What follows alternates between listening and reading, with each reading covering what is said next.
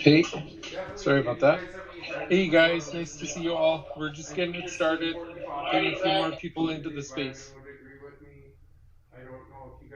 See if we can invite some friends. Definitely, if you guys have any friends that might want to listen as well, I think this is an important topic today. I think Vibin would agree with me. I don't know if you guys seen recently that Time Token or Wonderland had a bit of an issue, and I think it's important to educate people on knowing what to look for in a project such as that. Like, I think almost in a way it was a little bit unrealistic versus true value or whatever.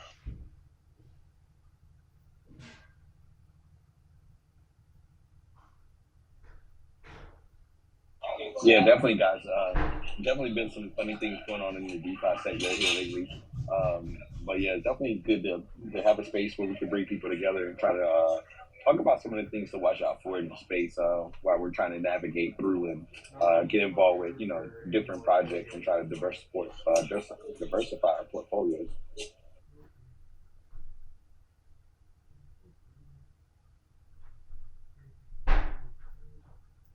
There's not much room for any more tag in that line.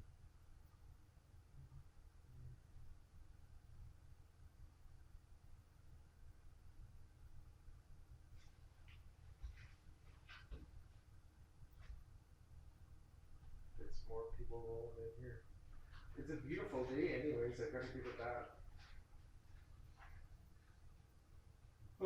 Other than the snow you guys are getting.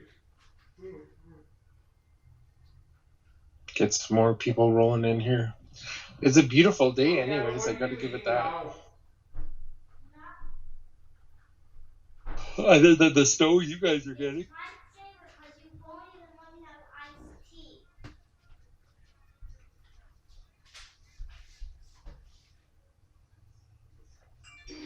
It is. It's a great day, man. It's Friday. It's the start to the weekend.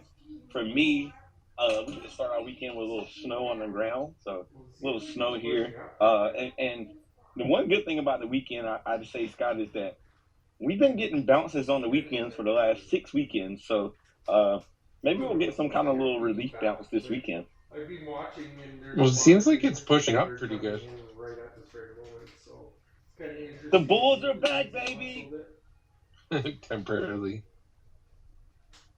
Who knows though? It could be back. Like, I've been watching, and there's a lot of businesses that are jumping in right at this very moment. So it's kind of interesting reading the news in the last little bit. He's smart. I don't know if you know the guy from Barstool Sports. He just bought 21 Bitcoin. 21? Yeah. That was really good, again. Yeah, he bought him at like 36. Like, he's smart. That guy, like, he plays himself as like this idiot sometimes or whatever, but the guy is super intelligent. Like, you can just tell. Dave Portnoy is his name. That's really cool. I don't know if you ever watch his show or not. The pizza review guy. Excuse me. No, I haven't. Yeah, he popped into Saitama for a bit. I haven't seen his show. Remember he did that video or whatever? Dave Portnoy is his name. Oh, and he's that's I knew him before. That's Safe Moon guy. So, like even before. Yeah, he popped into Safe Moon for a bit. Because remember he did that video or whatever? He instantly got rugged. I knew him before that though, so yeah, Barstool like Sports. even before. Yeah, I used to watch his pizza review videos all the time. It's just amazing. Now he's suing a reporter because she went after girls that he slept with or whatever, and then wanted to report them to, or get them to report on him, saying he was this bad person.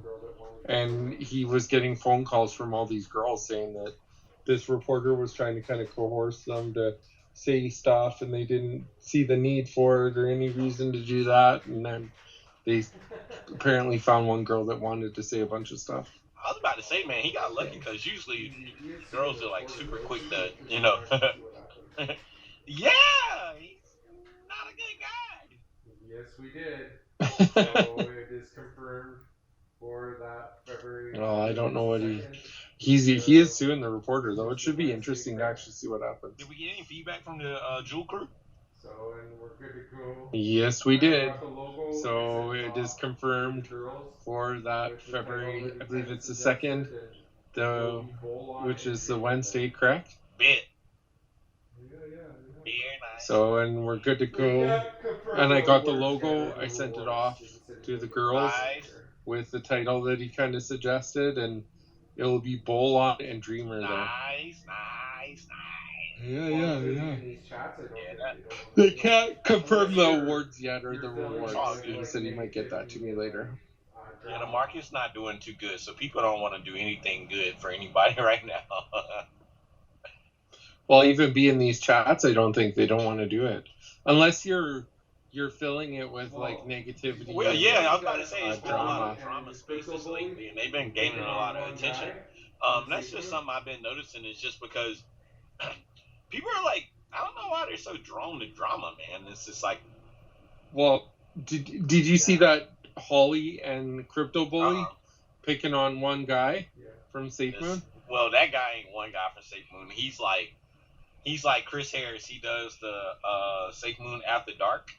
He was the one who like kicked Thomas off stage one night before Thomas had left SafeMoon. Yeah. So like a lot of people like him and a lot of people don't like him. But he's like the new Jared of SafeMoon. You know, like he claims to be like all SafeMoon and all of this, but he's not really. I don't know. I don't know what's up with SafeMoon. SafeMoon is like at this point like it's became too much like a reality show for me.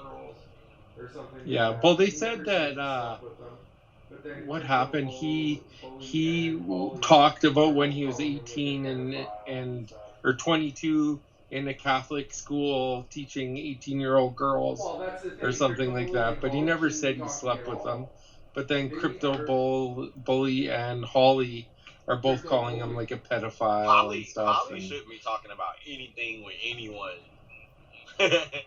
Well, that's the thing. Cryptobull and Holly shouldn't be talking at all. Are you talking about Cryptobull? They are Cryptobulls. She's talking about Cryptobull. Yeah, I don't know him from a token, but Holly's like directly related. I mean, correlated with Cryptobull's token. Yeah, I know, and she shouldn't even be. She's talking about SafeMoon and this NFT project, right? All of them just go back. All of them just go back and hashtag SafeMoon and try to get people to like come aboard and like new people. SafeMoon's always onboarding new people, because definitely the old people are gone. So like they're just trying to like get those people to follow their trend, and Mr. Crypto probably start a new project in the background. I think it's old though. What they're trying to do isn't gonna win them as many people as it did last time. You know what I mean? For sure. Okay, it's not. What is that picture of a dog on your thing? Oh, that's the actual Shiba Inu from that's the dog of Japan.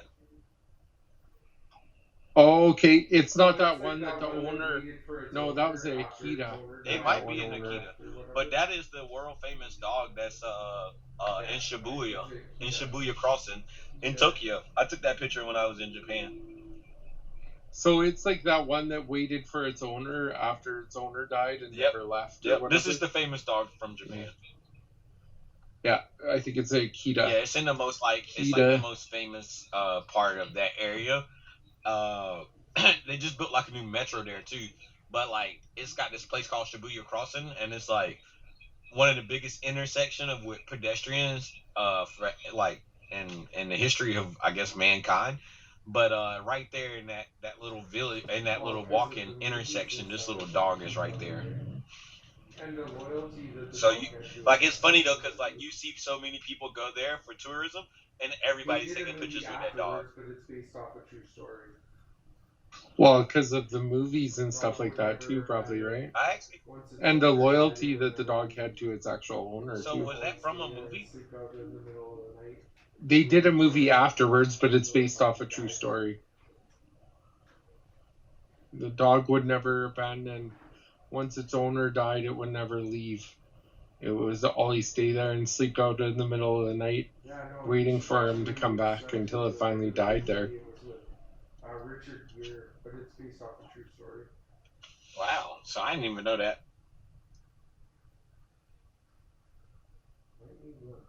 Yeah, no, you should watch a movie. It's actually like a really good movie. It was with Richard Gere, but it's based off a true story. What's the name of the movie?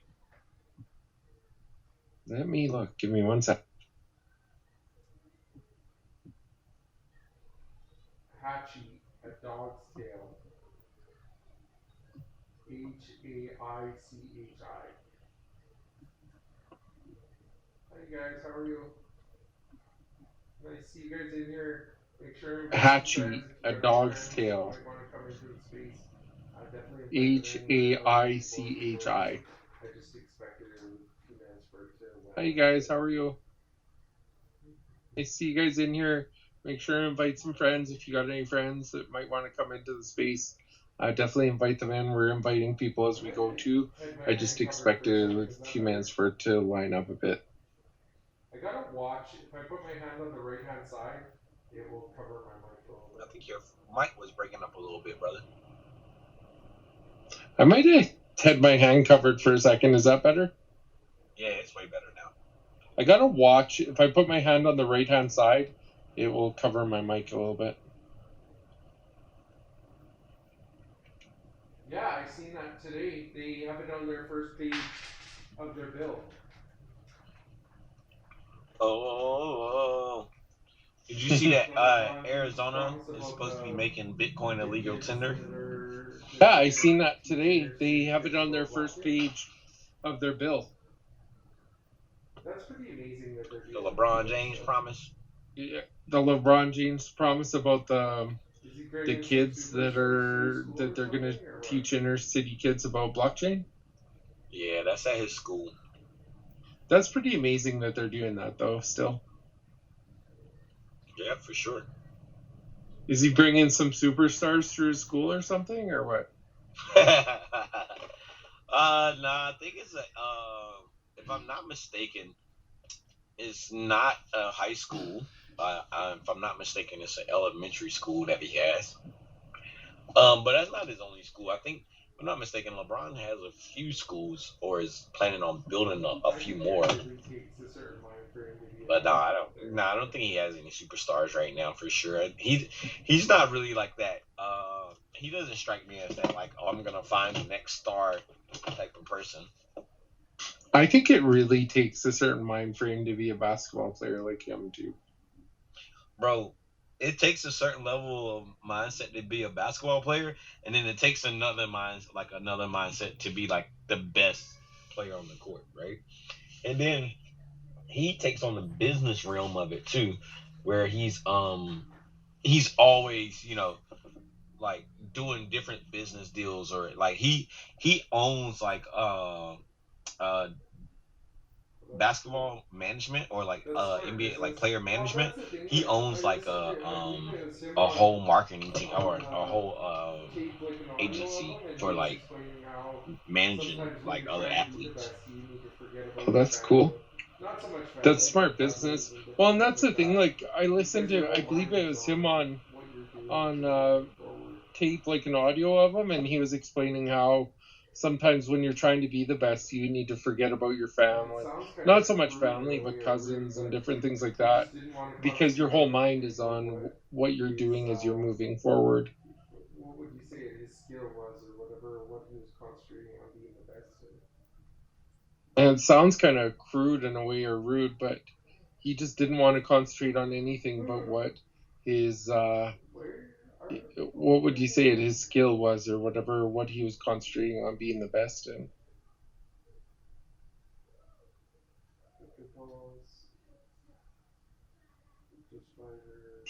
Where are the people? We gotta get more in here.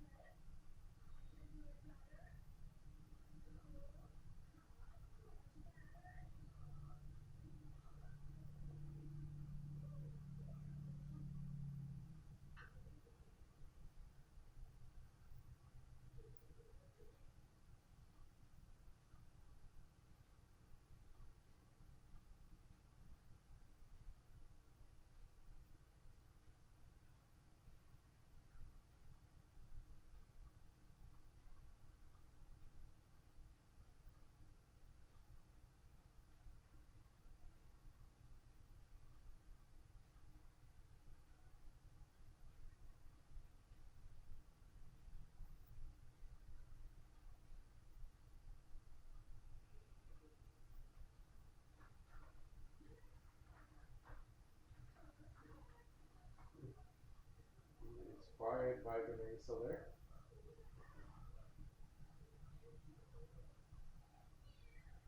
Okay.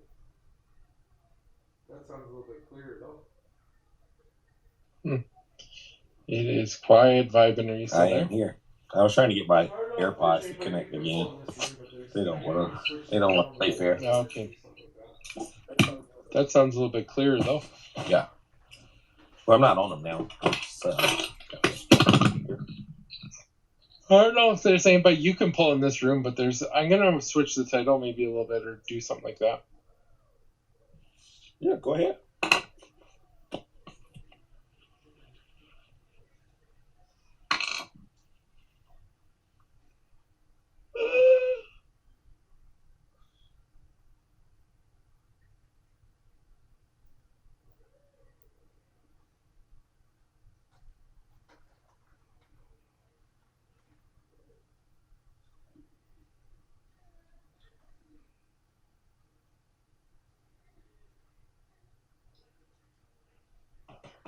I'll be right back. I had to use the washroom.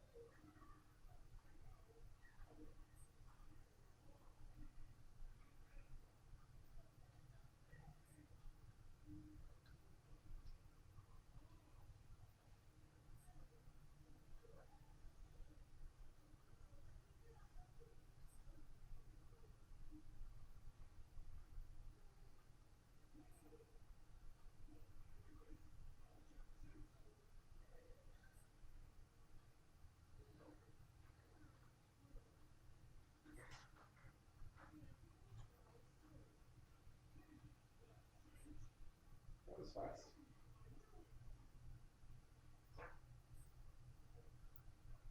Nobody, come on, people, get in here. I'm back, brother. What you said, change the time to a little bit earlier. Like you said, maybe like That was fast. So you're saying at 1 o'clock, so it'd be like 11 o'clock. Nobody, come on, people, get in here. We might need to do what you said and change the time to a little bit earlier. Like you said, maybe like that. So you're saying at 1 o'clock, so it'd be like 11 o'clock my time. Uh-oh. Oh, no, he got rugged. You got rugged.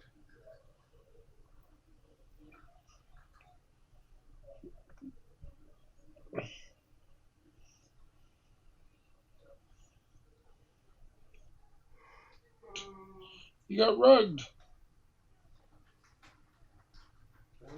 I'm back. So yeah, I was saying 11 o'clock to 1 o'clock your time, or 1 o'clock to 3 o'clock my time. Somewhere in between those times. 1 o'clock your time would be good. Yeah. 1 o'clock your time would be 11 o'clock my time. Or 3 So o'clock. that would work too. Okay. Yeah, or possibly a little bit later, maybe like 3 o'clock. I'm wondering if we're not best to switch the whole thing. 3 o'clock your time would be good. Yeah, we could do that because that's 1 o'clock my time. So. Okay, yeah, we'll probably do that, man. Oh, yeah, for 7 p.m. I'm wondering if we're not best to switch the whole thing to those times. Well, no, because next week we got, we already got the Jewel AMA scheduled for a certain time. So let's just keep, for 7 p.m. Let's go ahead and keep that the way it is and not make any changes there. Yeah. I'm trying to reach out to XR Doge too to get them in. Oh, yeah. Any luck with that? I don't know. I tweeted them today or messaged them on Twitter and nothing back yet, but I assume I'll get something back. Okay. Okay. What do you got planned? Unless you want to try and reach out to them on Telegram or anything like that. I won't have time to. This weekend I already got a lot. This weekend's going to be a bad weekend as far as time and stuff. I got a lot of stuff to do. What do you got planned? I got to do some work and stuff. Oh, yeah. So I'll just be out and about. Probably go see the family in North Carolina. So. That'll be good. Yeah. So, but I don't know if I'm gonna be able to do it just because of How long does it take you to get there? fucking weather, bro. It's we're gonna be down to like -20 here and snow. I don't know if I want to drive 5 hours in snow. How long does it take you to get there? Like 5. With no traffic or anything, like 3.5 hours. But with bad weather and things like that, I'm probably talking like 5 hours. My kids have a 3-day weekend now. I took last year, or no, 2 years ago, I drove to Canada from Washington D.C. and I went in a snowstorm, so it's usually about a 7-hour drive to Toronto from here. It ended up taking me almost like 24 hours. That's insane. Yeah, I had like 2 of my homegirls with me. We when we got in really, really, really bad traffic. We like backed up the interstate off the shoulder and just went by like a liquor store and got a bunch of liquor and just like, well, we might as well just have some fun. But it snowed like, I think I was stopped on this one highway for so long. It snowed like a whole foot of snow around me. Like when I tried to get out of my truck, I don't know if yours has like the automatic running boards, but like my automatic running boards, like when they were going down, it was already in the snow, like in the snow, like the snow was covering my running boards for my truck. That's crazy. Yeah, but that was when I was driving up north, so I was like going through like the upstate part, like the upstate part of New York, so not like the city part. Like it snows a lot in New York, like. The same way you have like really bad snow and winter conditions, like Buffalo, New York, and like even getting into like Toronto, like Canada definitely has a lot of snow all around Canada. Yeah, we don't get as much as say like the East Coast does. Like the East Coast, you have the humidity from the ocean, and it really creates like Prince Edward Island or Nova Scotia. They can get feet, like literal feet of snow, like cover their whole door. Yeah. And I've never ever seen that in Alberta. In Boston, it's nothing to go outside and not know where your car is because your whole car is covered in snow. I definitely don't get that here. You would be like, yo, what? They'd be like, this is a little bit too much snow for me. You'd have to set a fire in the driveway so you can melt the snow, so you didn't have to shovel it all day. Yeah, I'd be complaining about like 4 inches of snow on the driveway, more or less. Something more than that. Like 3 feet. Yeah, no, thank you. Yeah, I think the most And I've seen like I always wondered, and like my one cousin was like, we actually have like over top the garage they have like a roof so that a person can walk in the winter because of the amount of snow that they get. Dang. Yeah, man, it really gets that bad, the snow in this area. I would say in this part where I am, DC is like the line. Like it's the line between, we call it the top of the south and the bottom of the north. So we really just get right past any bad snow. But like Pennsylvania, like Philadelphia, all of Pennsylvania, all of those places get really bad snow. New Jersey, Maine, Connecticut. Oh, Connecticut gets really big snow, and they get really cold temperatures too. Like, but yeah, that when I lived in New Jersey, and I was like installing windows and doors for this company. I was a teenager, and I was installing windows and doors for this company called Pella, and when we would like put the new windows in, like we would have to caulk around the trim, and it would be so cold that the actual caulk would freeze. We'd have to sit there in front of the fireplace like the whole time we were working. Oh wow! Yeah. So I remember those from my teenage days, like my upstate New York days, and like going out there and how cold it used to be. It was brutal. But yeah, like you said, because they have that water. And the wind coming off the water makes all that humidity, and it just creates like a big snowfall. Yeah, it's almost like a vortex in a way. Yeah, that's what I think. When you were reading that off to me earlier about the weather on the East Coast this weekend, I thought that's what I thought. I was like, man, it reminds me of like a Polo Vortex.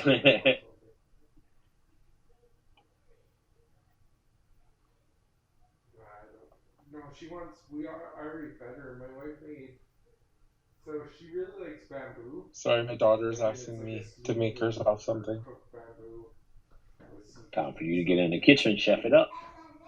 I don't. No, she wants. I already fed her. My wife made.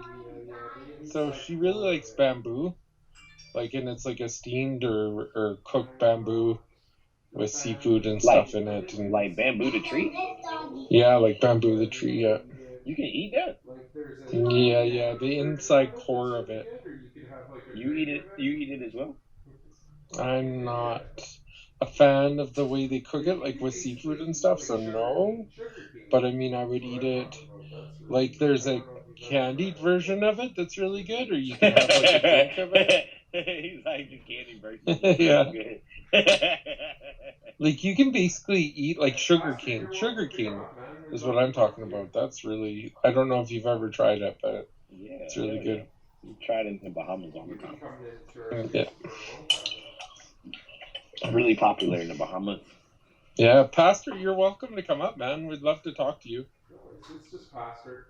Pastor, my alter ego. You've been coming into our spaces for a long time now. Yeah, I can't see who's in the space. I don't have my phone near me today. No worries. It's just Pastor. Pastor, my alter ego, or my real ego. I was like, hold up, you got an alter ego? Oh, yeah, no worries. Sorry. We missed you there for a second, Pastor. Oh, I was just saying, I'm just letting the audio ride out. It's loud over here, so I'm going to go back on mute. That's fine. Oh, yeah, no worries. That's another thing about our Fridays. We're going to kind of change up this because we do it at late. We do it later at night. I think Fridays especially, people are getting ready for the weekend. So usually a little music going on, a little festivities in the back.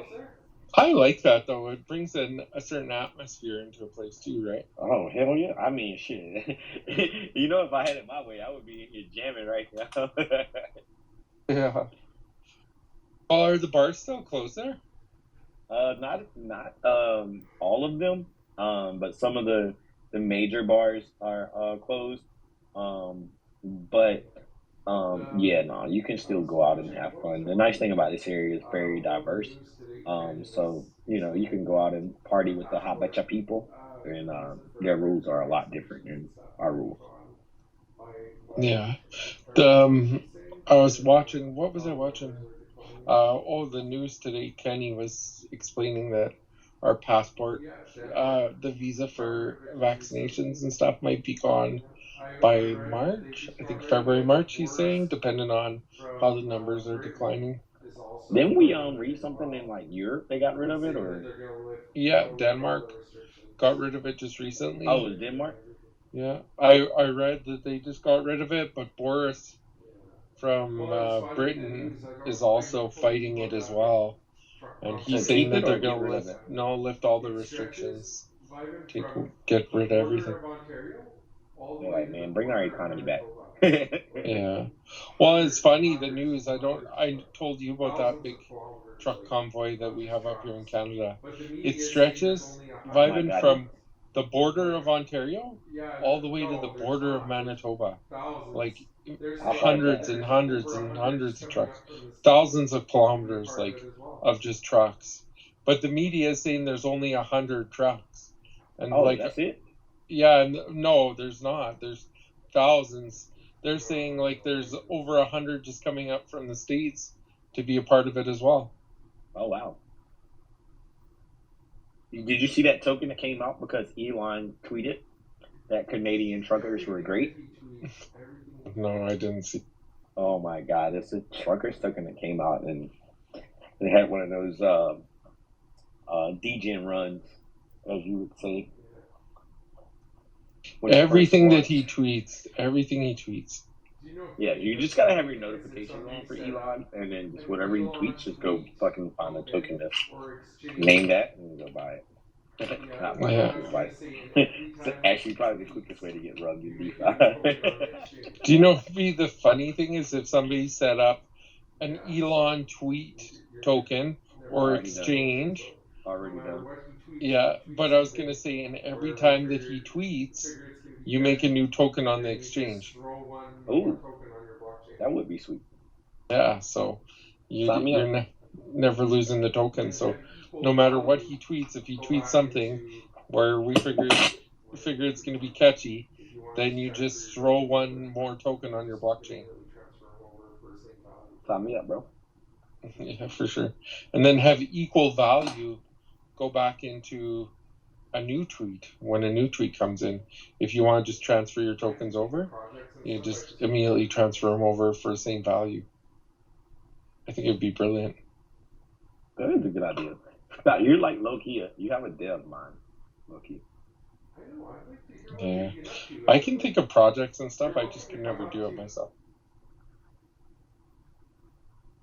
Just seen somebody pop in from MConstant. I haven't heard from MConstant in a while. I know, I'd like to hear what they've been up to as of late. You're welcome to come up, too. They've been doing something alright. I still hold MConstant in my wallet. They have something coming out. I've seen it somewhere on social media. In the next, I think it's in the first quarter of this year, they have something coming out. I don't remember exactly what it is. Some kind of series or something. I know they were doing another interview with somebody about Bitcoins. No, this was going to be something a little bit different in the interview this time. It was something else.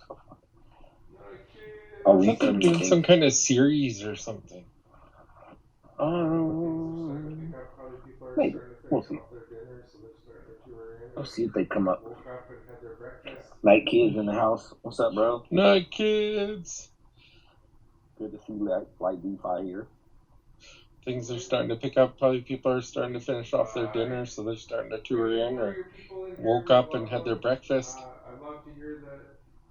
Yeah, I definitely just got done having my dinner for the night, so really good. Light DeFi. Bring in more of your people in here. We love them. I love to hear that they handed out the winner their money. I actually seen the winner come in here quickly, but they left again. So definitely bring more of your community, invite more people. Same with MContent. We'll love to see more of you guys in here talking about your project and letting people hear about it. And Night Kids with his Phantasma bear. I think that's what it's called.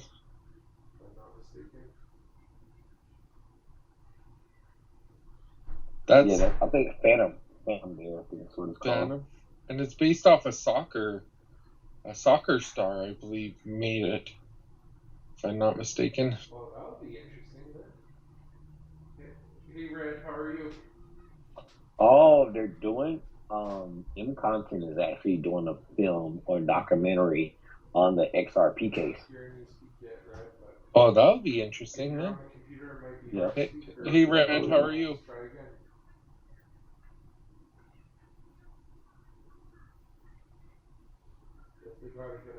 I'm not hearing you speak yet, Red, but if you're on the computer, it might be hard to speak, or if you're not, just try again.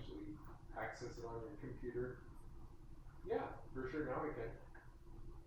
Definitely got to hit up spaces on a cell phone. That's the one thing I hope they change soon, Ivan, that you can access it on your computer.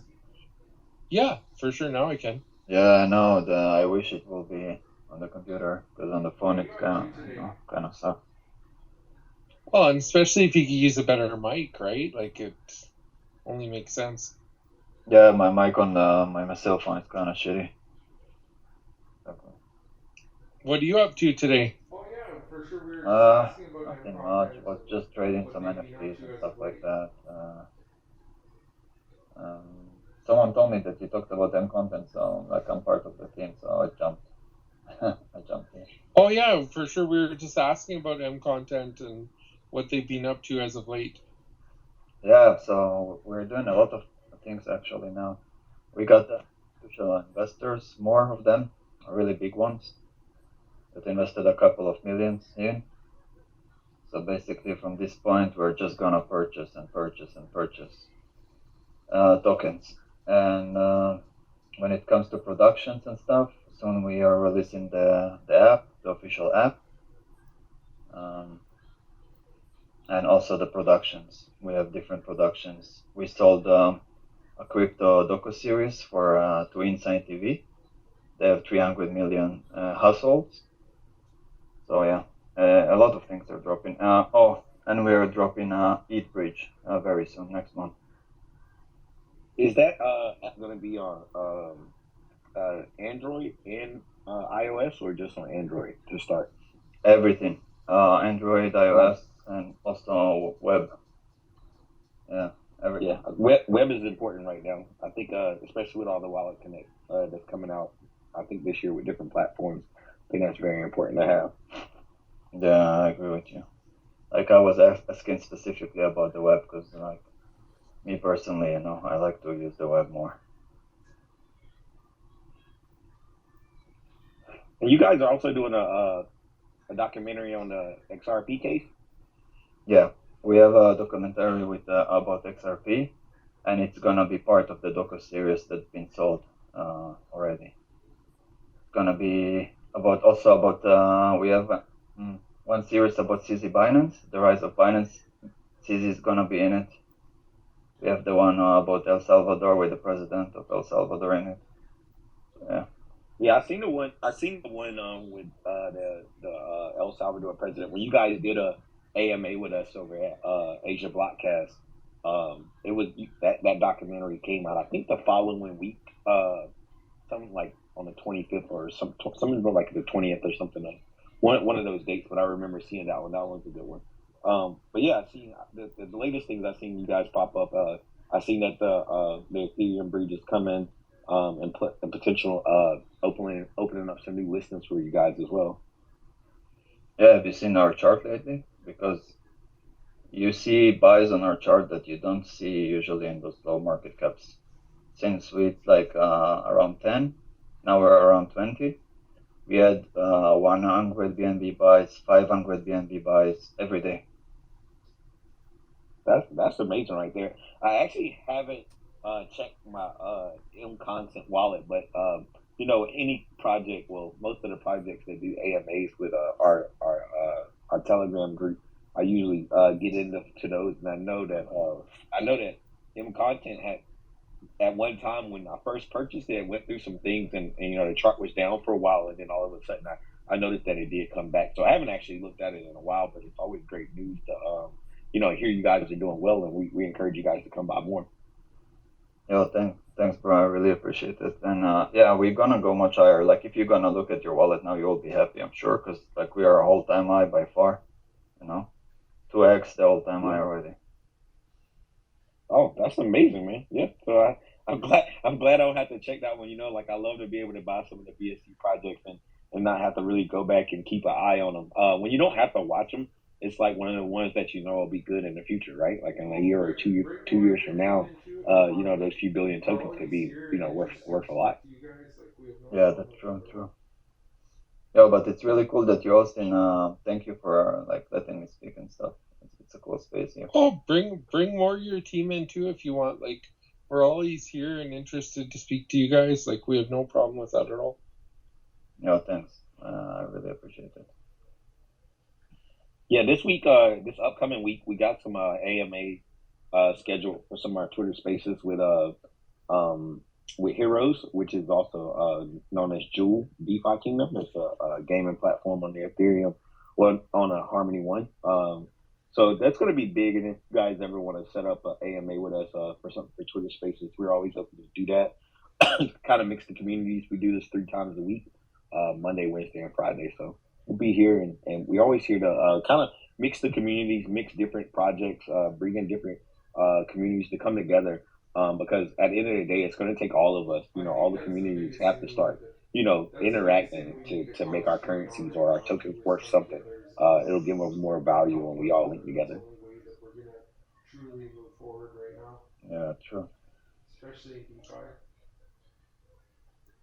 That's the biggest thing we need to concentrate on right now too, is come together as a community and help one another. That's the only way that we're gonna truly move forward right now, especially in DeFi. You're welcome to speak if you like. That's for sure. Hey, M, I just seen you came up. or M Villa. Manor. If you're on desktop, Hey, Manor, how are you? switch to cell phone. You're welcome to speak if you like.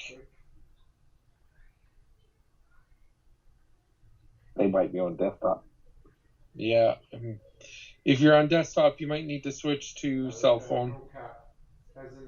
He left. Wow, that was quick. That's what she said. Man after your own heart,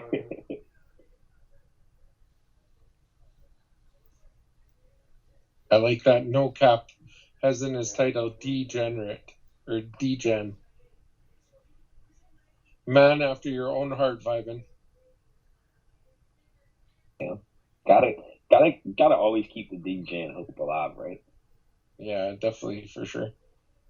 I know if I had kids and my kids were probably, teenagers or whatever, and they asked me to buy them an NFT and it was like, an Ethereum or 2 Ethereum, I would look at them like, what? But if they asked for like, $20, $30 for a Degen 8, like, yeah, man, go ahead. Right? Why not?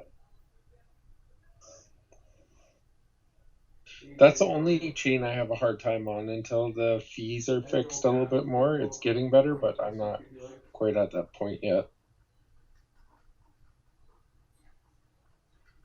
Good, how are you doing? AJ, how are you? And NoCap, you can both, one you can speak if you like. We're in lots. Big ones. What up? How you guys doing? Good, how are you doing? Good, bro. What blockchains are you guys involved in? Oh, we're in lots. Big one's the exchange, so we handle a lot of different cryptocurrencies on ours. But if you're talking about vibin' and what he's interested in, I think he can tell you a bit for sure. I'm interested in crypto. All kinds of crypto. I mean, I think the more diverse you are, the better. I think the more knowledge you can seek, the more answers you can find. So I'd say, not one blockchain in particular. I think right now we just need to think about it as crypto. But there are a lot of interesting projects out there. How about yours, NoCap?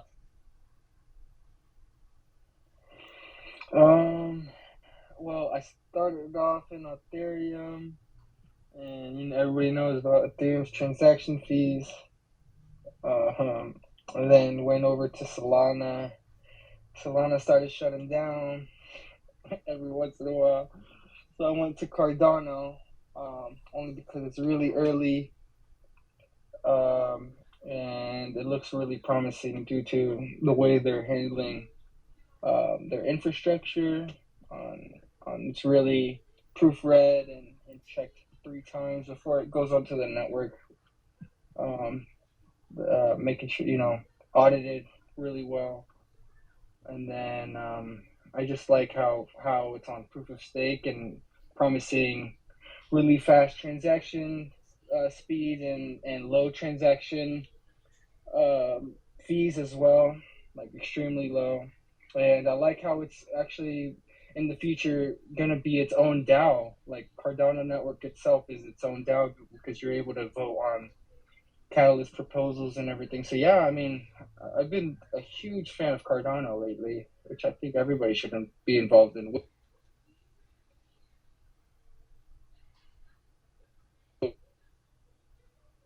Set up their government infrastructure using blockchain. So Ethiopia is all welcoming. So maybe something to really check out.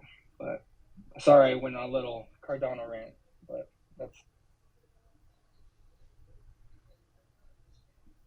Vibin knows about Cardano too, I believe. No, it's good. It's good. It's good to have a coin that you like. I know they did have some network issues recently, trying to take on the new load of people trying to onboard.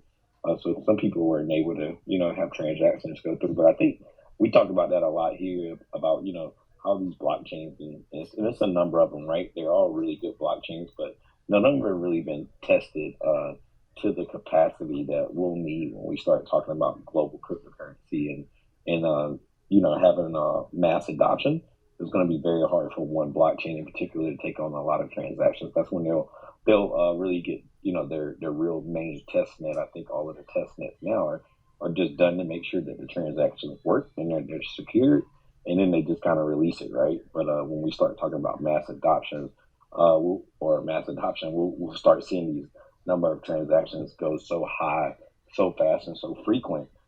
You'll start seeing a lot of the kinks, and we've seen that with Solana. We've seen that again with Cardano coming up. But yeah, I think everybody's going to have a hit at it this time. I think interoperability is something that's something to pay attention to, as well as like different layer one bridges and different solutions. AVAX is another.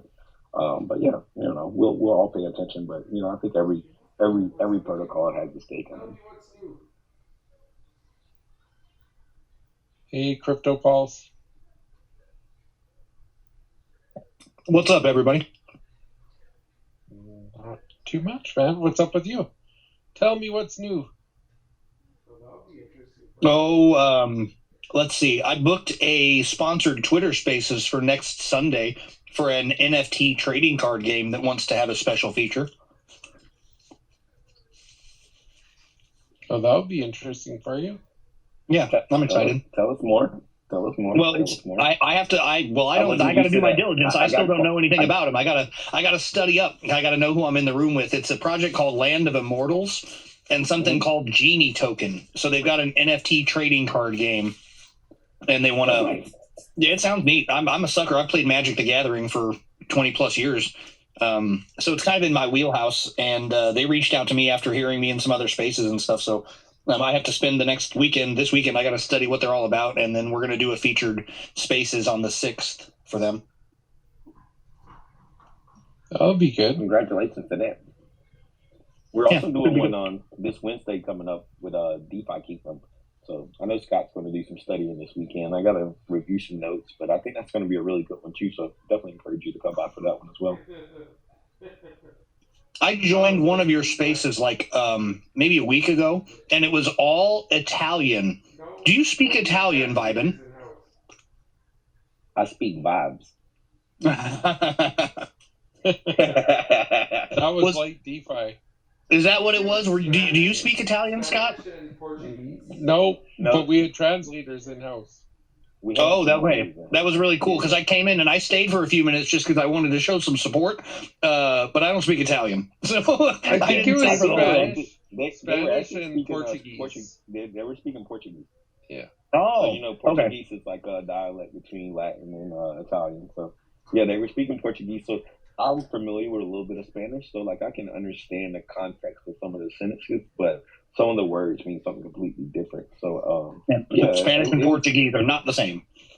Yeah, definitely not. They just have some their root words are the same. Like some of the way you conjugate some of the conjugates are the same.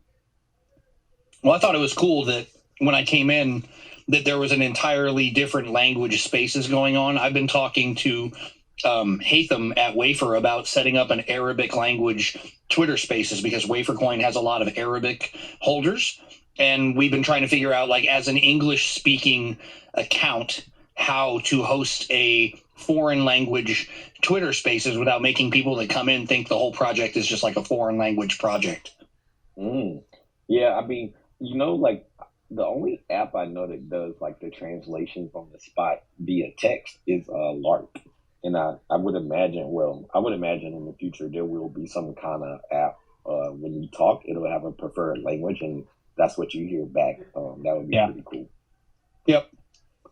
Well, anyway, I thought it was cool. Kudos to you guys for doing, multilingual spaces and stuff. How was your? Oh yeah, man. Always trying to learn how to say bad words in multiple languages.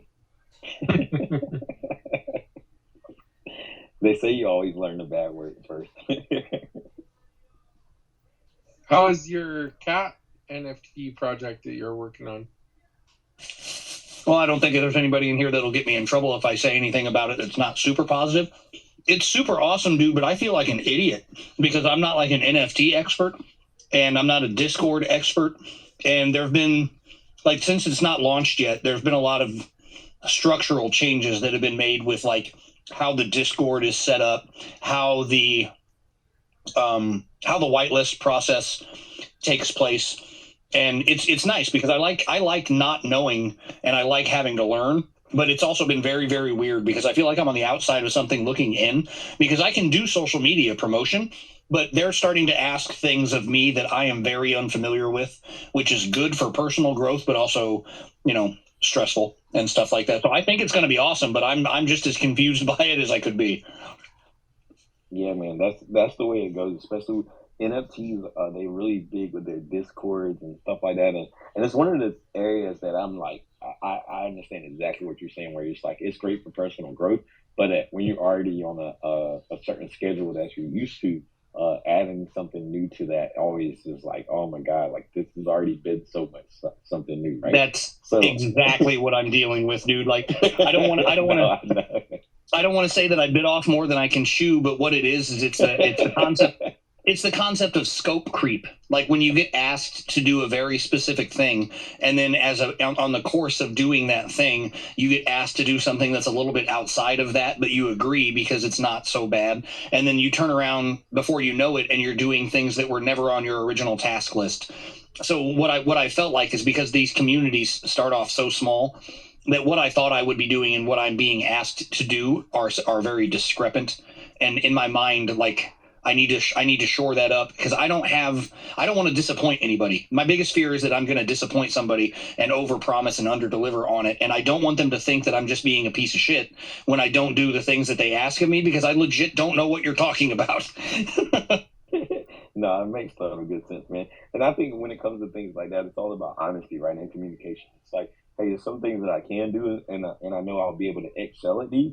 And there's other things that I know I can do, but it's going to take time for me to excel at these. And where we're trying to go in a direction, I think we got to, just smart and like stick to our good things. And it's one of the things that I encourage people when they want to get into crypto in any form or fashion. It's like, hey, get into crypto being yourself, because that's going to be the easiest thing to be, because it's something that you do naturally, right? But when we start having to put on, different faces to do more things, it kind of just, it diversifies us, but sometimes that diversification isn't always good for, maintaining a certain energy. And I know for somebody like you have like high energy like me, so it's just like, you just got to stick to what you do good.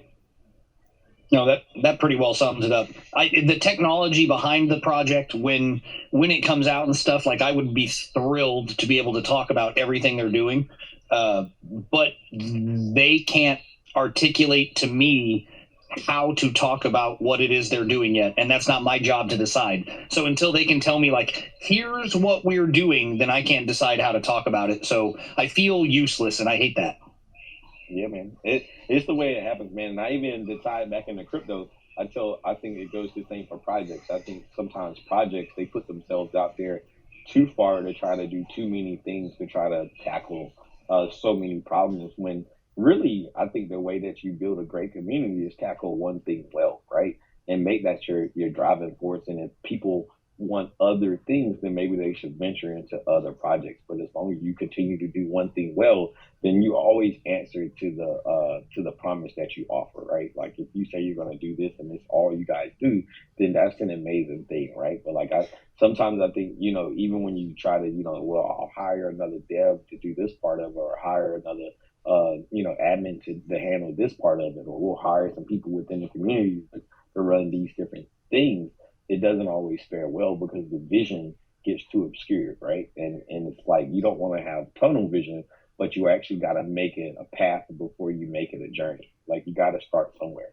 So I think, just step by step, and within what we do personally as well as within crypto is a big thing to think about. Truth.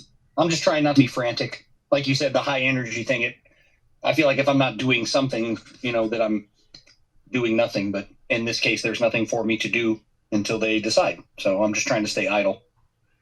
Don't worry, man. The Super Bowl's coming up. There's always a chance that you can go streaking. Hey, I can talk for 8 straight hours about my. I can talk for 8 straight hours about my Kansas City Chiefs and my boy Patty Mahomes. If you want to talk about that. Is there a chance you're going to go streaking across the field with all? No, man, that dude got wrecked. They interviewed him here on the radio after he did that because I'm in Kansas. I'm in Kansas City. He's in financial distress. He overinvested greatly, and he needs the devs to do something. That dude got wrecked. That dude got wrecked. That did not turn out the way that he wanted it to. So you say he overpromised and underdelivered? Very much. Very much. It was. He did not anticipate the legal fees that were going to come along with doing something like that. And then I don't to get banned from Arrowhead. I don't want that. Because I've been a Chiefs fan my whole life. It sounds like getting a ban from Arrowhead would hurt me more than if they excommunicated me from the Catholic Church. I would accept that before getting a ban from Arrowhead. Why were they talking about banning him though? Because he ran out onto an active play field in the middle of a playoff game. You don't get to come back for that. They just give him the ban card. They gave him the red card in soccer. Absolutely. Right, dude, listen, if you touch a stripper, you gotta go. Fact. Depends on the city, but yeah. You gotta go, bro. You can't be here no more. That's funny. What else have you been up to, Crypto Pulse? More fitness stuff. Busy at the gym. You guys are hosting the space right about the same time that I get off work, so I'm checking in after training clients and stuff like that. Things are fine. Wafer's still doing their V2 thing. That's taken some time. Saitama has been a dumpster fire, and we've been waiting on them to get that together. But that hasn't been working out quite like we needed it to. I heard something today about them having some tokens available starting next week. But I don't know how that's really going to work out. So we'll have to wait and see. Is the wallet even working yet?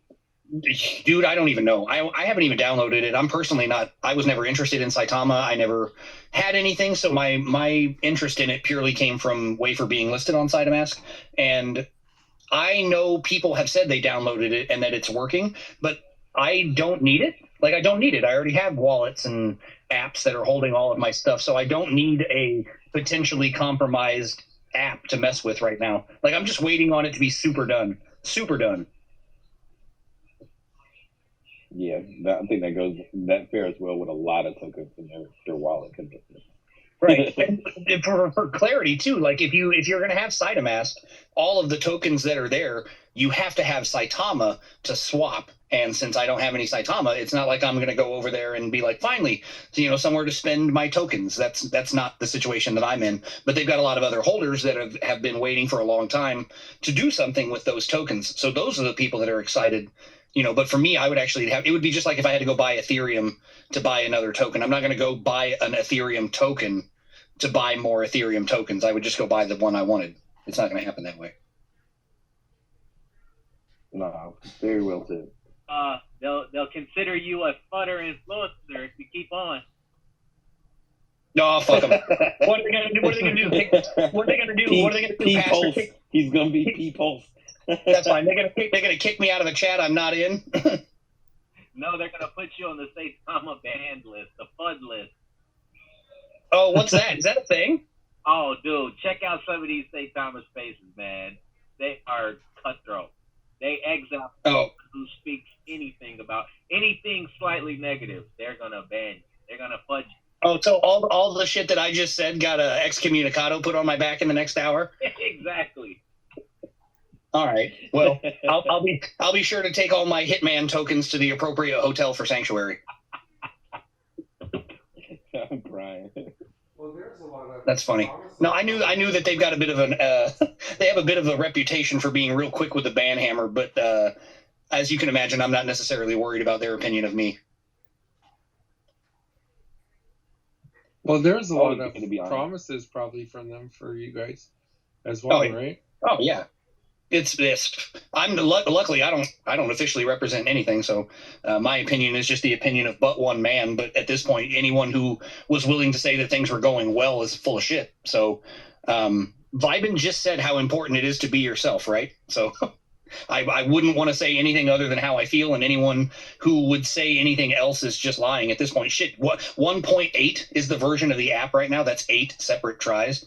You got to call a spade a spade. Yeah, I've got a Samsung 8 Plus, and it's kind of old. I get it, but Saitama is not working on my device, and It's so discouraging because I fall for it every time. As soon as I see a post from someone, it's running just fine. I go to download it again, and sure enough, no. It's so discouraging. But I look at them literally. This is the community, man, and I don't down them, but it is getting a bit discouraging just seeing those posts and getting a little bit of hope and then going to download it like, what the heck? And especially since my bag is so big in wafer, man, you know, we're not riding on them, but we told a lot of people that we're going to be listed on them. Yeah. Hey, we may not be riding on them, but the boats are tied together. It's not good. Exactly. No, I'm still holding back, Scott and Vibe, and I'm still, believe me, I'm not speaking my true mind, but it's controversial. Crypto in here with his grimace coin. It's provocative. Shit, yeah. Hey, come to my spaces tomorrow night, and I'll add a little extra spice. Yeah, for sure. And then we got Kid Crypto in here with his Grimace coin. Man, I love that. I can't believe McDonald's put a picture of Grimace on a token and said they would maybe use that. Bro, there's probably somebody that already ran out and minted it, and they have. Yeah, there's already a Grimace coin whale, and we've already missed the ship, and it's already gone to the moon, I'm sure. Kid, come tell us about it, bro. No, kid will tell us what it is. And I'm sure there's a new one today. I think it was just the fact of it that it was a funny back and forth between Elon, and then like Vivan said, then they had the truck convoy one, and I'm sure there's a new one today. You know, frankly, I'm not a big McDonald's fan, and I kind of tried to jump on the Burger King train when they were talking about it. I'm like, I don't really like McDonald's that much, so I'm going to shift my support to Burger King, and I started retweeting their tweets instead. And my girl Wendy's never jumped in. I'm a Wendy's fan, so. I love Burger King's grilled burgers. They do make a good burger. They do. Oh yeah, Wendy's is my girl. That's it. You better believe it. I find Wendy's is too greasy though. Yeah. The chicken? Well, their damn burgers are pretty greasy. Yeah, I don't eat that. But if I needed someone in my corner in a crypto Twitter war, it's going to be Wendy's, and I'll just get a napkin for the grease. Their Twitter is fire. It's better than anything on the menu. I think McDonald's probably hired the same Twitter person because he's thrown some funny stuff out there lately. They've been a lot more active in the last couple months. A lot more active. Well, even did you guys see the OpenSeas and Loot or Looks token and their back and forth? No, did they have a little Twitter beef? Oh man, if you look at Looks token and what they're saying, they're like, which one am I gonna pick? One with higher fees or lower fees? And there's a picture of the OpenSea logo and then a Looks button as well. I mean, there used to be like kind of like a peace agreement in the way that advertisers would work. They would never like call out their competition directly, but then it eventually gets to a point where it's just like Coca-Cola's like, fuck Pepsi, and it's like, whoa, that's too much, you guys. Like, we know that Pepsi's not your only competition, right? But you gotta go for the throat sometimes, I guess. Call it going for the jugular. Yeah. Well, I was shocked. Like, I didn't. Problems, man. Oh, the gaming enigma. Yeah, gaming enigma. Gaining enigma. No, What's I guess going on? Nothing much, guys. I've been here, listening. Y'all got good information. I was just curious as far as have y'all spoken on anything about MConstant or another gaming NFT token called Altura? Have y'all dipped into those spaces yet? Or he was. We've talked about MContent. I think they're still listed on BigONE, as far as I know. I'd have to just double check. And one of their team members is here as well. Yeah, I noticed Or that he two of was. them. Yeah, he's still in here. I see both of them. Hey, can I say something about Altura real quick? Yeah, what's up with Altura? Yeah, let me know. I don't know much about them, but I was stalking some guy's wallet from Wafer, some guy who sold a huge bag of Wafer, and I was like, man, this dude messed up the charts, blah, blah, blah, whatever. So started following his wallet, man, and he dropped $46,000 as like a partial piece into Altura NFT, and this was months ago, man. So I don't know what they're doing. I tried to pull them up. Their Telegram's pretty inactive, but man, that dude dropped a heavy bag. I've been in Altura for a good little bit. Altura, focuses on the gaming world, and they call it a smart static NFTs. Basically where you have an NFT that you can, enter into like the meta space where it actually progresses over time. Let's say you have a sword or something of that nature, and it starts off with attack 300, defense 100 or something like that. Eventually as you use it in the meta space, your NFT actually progresses and it moves forward. They also were talking about, implementing a way to move an NFT from one space to another space to gain different, attributes and stuff of that nature. So that's basically, Altura is basically, they really was focusing on that. I would compare it to like a startup engine. Engine used to be kind of on the same, track, I guess you could say. But Altura is kind of taking it to a whole different level by implementing NFTs into it. So like you said, some months ago, probably around September timeframe, I know it was like, it was less than a penny. It was like maybe a 006. And I know that I was in pretty heavy then. And then, once they released one of their NFT projects called Hatchables, that kind of made it just boost up. It got to an all-time high of 48 cents. Everyone's going crazy on it. It's kind of low down, but I just didn't know if anyone ever actually spoke on it or if it was, in the now, according to everyone else in here right now. Yeah, I know. I personally haven't done anything with it or heard of it myself. MConstant, I know them from like an AMA that they did with us at Blogcast. It was a while back. I'd say probably 6 months ago, maybe 7 months ago. Maybe 6 months, I would imagine. But yeah, that's but I haven't heard of much of the other one, the Arturo. Yeah, no. Well, MConstant is obviously it's kind of going crazy right now with a lot of information that's come out. It's sitting at about 485% increase overall since last June, and most of that, about 300% of that, has simply come from the past 2 to 3 weeks with the institutional investors, and of course getting a lot more promotion. And we're about to have our first real good AMA in the morning. So that's I'm a big promoter right now. I'm really good with MConstant and Altura right now. Those are my main bags. But a lot of good things are coming, so I'm kind of excited. Kind of excited about it.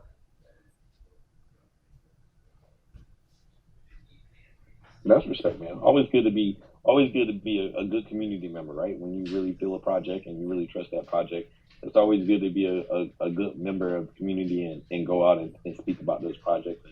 And the good thing about this space is we welcome that. If you want to come in and talk about your project and tell people about it, we're always welcome to hear about it. And the nice thing about BigONE is they're actually one of those rare exchanges that offer same day tokenomics, right? Like when Bitmark takes I think a once a month withdrawal or whatever for tokenomics and things of that nature. BigONE's one of those platforms that you get those same day tokenomics. But other than that, yeah, man, we definitely encourage different people to come in and talk about their projects or projects that they're involved in. I mean, I always talk about, hey, it's just crypto, right? Like we can't go project for project versus like this project versus that project. It's got to be all one band, one sound. Like it's just crypto versus the traditional banking system at this point, or the fiat system. So respect for coming up. Yeah, most vibing. So I'll jump up, and I have a funny thing that I meant to talk about last time I was here because it was kind of a quiet space. You guys notice I have this cool hexagonal profile picture, right? Those are a thing on Twitter, right? Yeah. You look like a stop sign. I cheated. It's not real.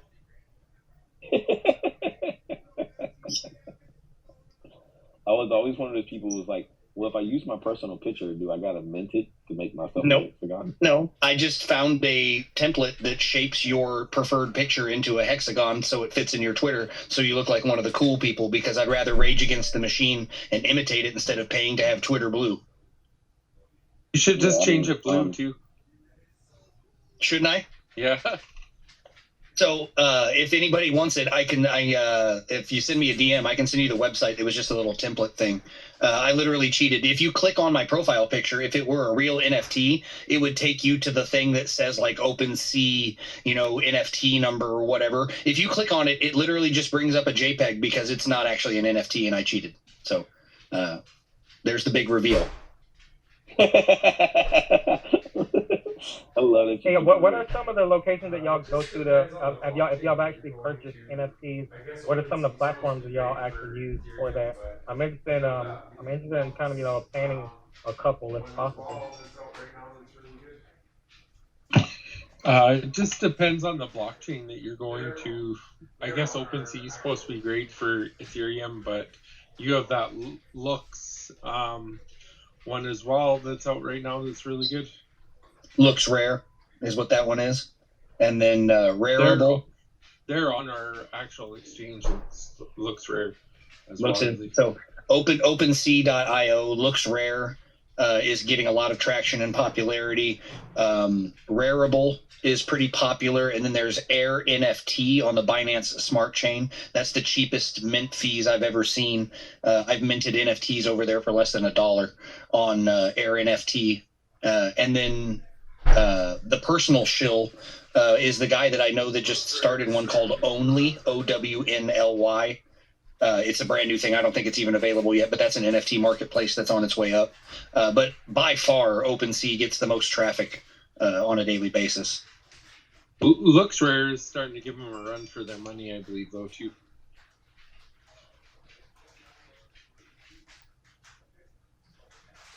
Y'all just gonna leave off my singular network, so no polka dot action, no Kusama action. I still haven't done any trading over there. I've actually got some. I've got some Solana NFTs, but I don't think I've ever bought or sold. I think they were given to me. Y'all still, but singular network's another one. This is remark. That's the one for polka dot and Kusama.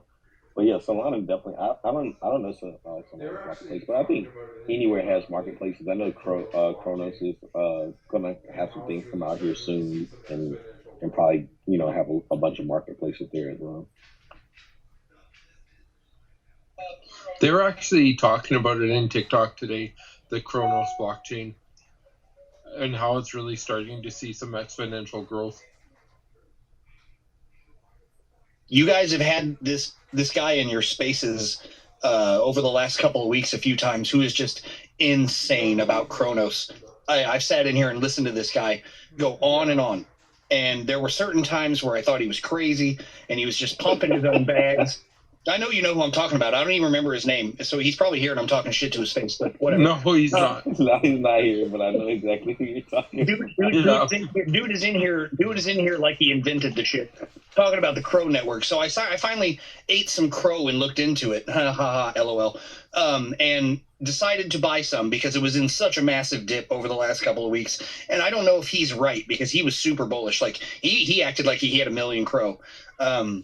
But I did start looking at it. So I do think the Chronos Network will be something, but I don't know if it's going to be everything. He indoctrinated you, Shane. He got you.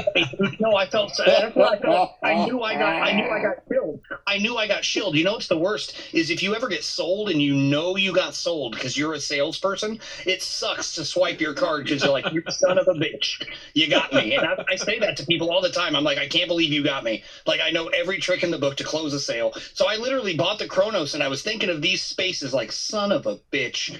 I can't believe I'm buying this. Fucking, like he got me, man. No, I know the feeling, man, because I went to school for marketing, right? So like we used to have all these sales pitches, and all the, how all the steps of a sale could go, right? And then when they get you, you're just like, but yeah, I know exactly what you're talking about. But it's definitely, Chronos is definitely one of those things, or Pro is one of those things that'll definitely be something that goes up in value. That will be, it'll be something, like of the future. I don't think they would waste, the money on advertisement from all the advertising and marketing they've been doing, to not have something, and they do have good fees. I still always worry, bet the market cap size, right? But I think if you're investing for like the long road, it's definitely a safe bet. I think it'll be cool financial advice for it. Yeah, I love it when he drops in our space. It always seems to get. Oh, look, Andy's here. Really? Yeah. Where's here? Oh, nice. Dope. That's cool. Yeah. When he drops in our space, it always seems to get a lot fuller quick. Yeah, it's weird. It's weird how that happens, right? Yeah. Well, maybe he can tell us about Crow and whether or not he's bullish about it. Maybe that guy sold him too.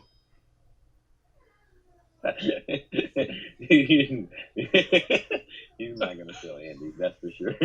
No. I don't know. I was looking at it because the way he was talking about it, I didn't research it enough. And it was below 40 cents. It went below 40 cents for a while. And I'm not like a Crow whale now, but I started looking at the card staking and stuff like that. And somebody was like, oh, you only need $400,000 for this card. And I'm like, oh, sweet. Well, I'll just go cop $400,000 worth of Crow to get a credit card then. That sounds like a cool idea. Look at that. As soon as you come here, Andy, it starts to fill up even more. How's Andy? Hey, man. Hi, everyone. Oh, congratulations. Look at that. As soon as you come here, Andy, it starts to fill up even more. No, I'm actually on my way to buy the rice that I promised the community that I would donate, man. Oh, congratulations. Yeah, man. On my way there, man. On my way there. How's everyone? That's amazing, bro. Yeah, man. Good. How you doing? I'm good. Anyways, even if it doesn't hit the number, I would have done that too, man. What are you? We know for sure. Yeah, man. Yeah. Hey, so what is it that you're doing? You said you're buying rice. Can you, for those of us that might not know, what was the deal? Actually, what happened was about a week ago. Chinese New Year is around the corner, so there are some old folks' homes who came to us and say, hey, is it possible for you guys to donate some staple food, some necessity stuff and so forth. But so I told my guys, I said, let's donate $10,000 and then get some rice, man. Just get some rice for the old folks' home, for them to cook, some multi-grain rice. So anyways, then last night I was looking at the numbers of my followers and so far I said, hey, man, why not I just do a quick activity? Those who follow me right now and so forth, if I hit 105K number of followers, I would donate rice and I'll make more donations, So I've been doing this for a long time, man. So I just hope that I can continue, even in this very bearish market. Just try to do more good, man, in this space. Nice. That's really cool. Yeah, man.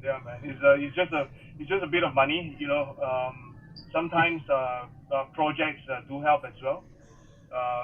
We have good friends who help us out to make some donations, Yeah. So these are all very, very nice gestures, man. Well, and it's funny that you forget how a little bit of rice can mean so much. Correct, man.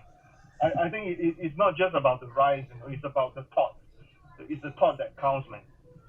Sometimes, we have friends with a lot of money, but they never thought of helping, man. So I think, being in Asia, being in Singapore right now, there are a lot of folks that are really not doing well. Although people would say that, oh, Singapore is a developed country, everything should be good, should be cool. But those are not true, man. Those who are poor, they are not well to do. They are suffering a lot, man, because the amount of money that you need to survive in a developed country is a lot higher than a lesser developed place. So my thought is more straightforward. If there are enough to share, we should share, and then I will share. I'm taking the lead. We have about 30 people in Singapore right now that's helping us with the all the voluntary work. Going around the different premises to check out the old folks and so forth. So we are all doing it in a voluntary manner. We are not there to look for tax exemption.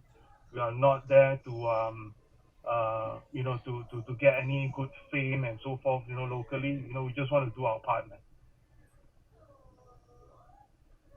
Yeah. So that's what we are doing, man.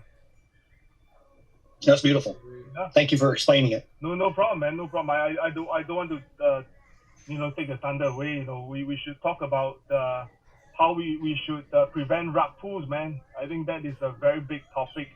I agree. In these times, when times are really bad right now, a lot of these small promises, telling the investors that they are going to get 100x, for example. There are a lot of these small projects out in the market. Those guys, I think definitely are going for a rug pull.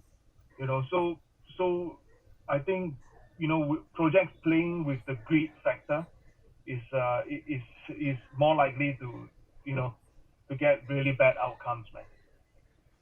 Well, I have a question. I'll ask Scott and everyone in here because I haven't really asked this one yet. We didn't even talk about the rug pull thing, but this has been on my mind lately. Does doxing really matter?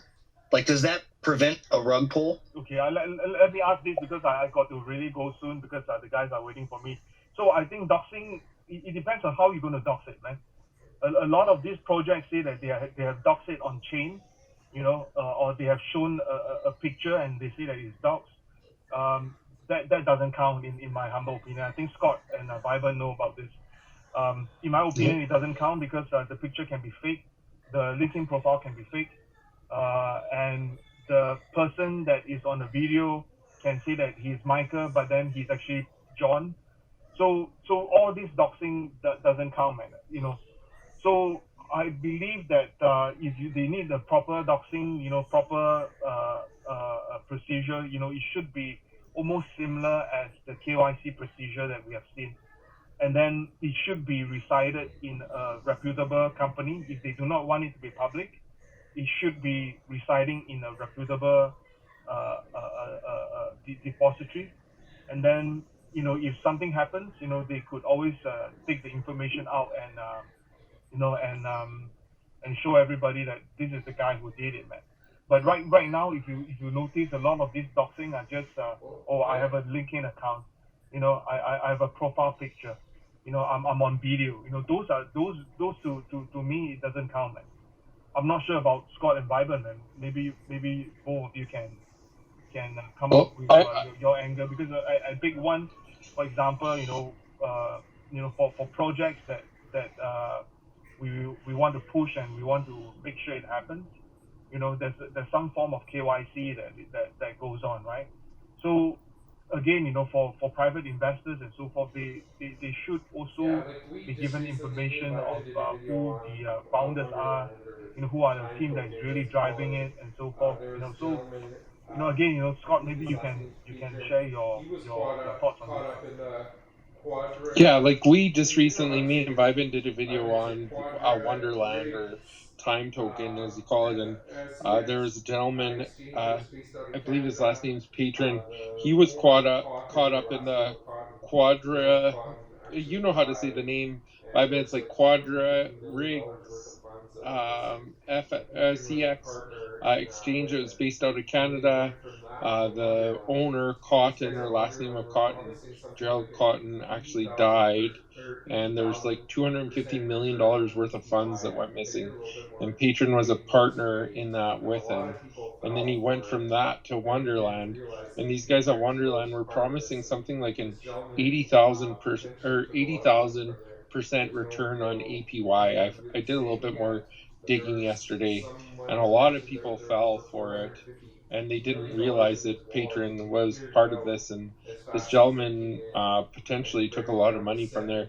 There's no anybody really saying yet, but there was someone that mentioned that there was over $450 million in his wallet, and he cleared it out as fast as it came in, and he bring it down to 70 million, and people are questioning where he got that money from if it isn't from the Wonderland token itself.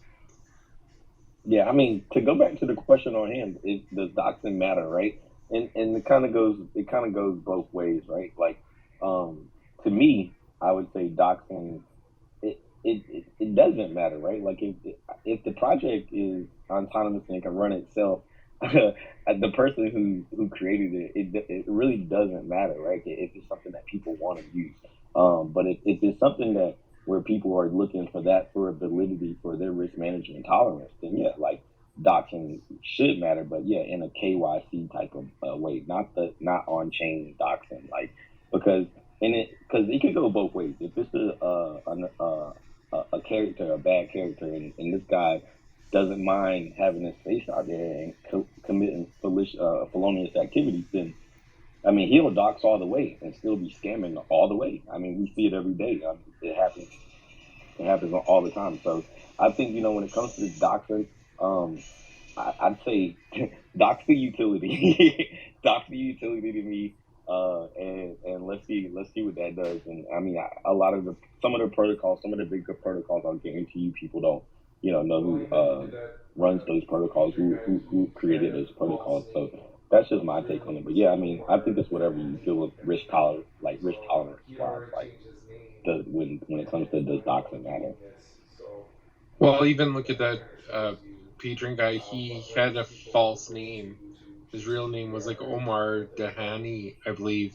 So he had already changed his name and then went about doing this. So, I mean, that kind of shows you what lengths people go to change who they are and what they're about. Pastor, what do you think? Sorry, what did you say, CryptoPulse? I was wondering what Pastor thought. In regards to doxing? Yeah, do you think it's like, is it the end all be all? Does it prevent rugs, or is it just a thing you do? Yeah, I've been checking out the Dox token and picking their developers' brains. And according to Brandon, who's leading the dev side of Dox token, he's talking about how his guy has some artificial intelligence which is able to read and scan your face. And so I know Andy and some others talked about, using fake social media sites and fake, faces for that matter. And so I don't know what this artificial intelligence is doing. I don't know how it's, recognizing you. I don't know if it's through social security number or what, but he did make mention in how obviously it could only be done for the United States.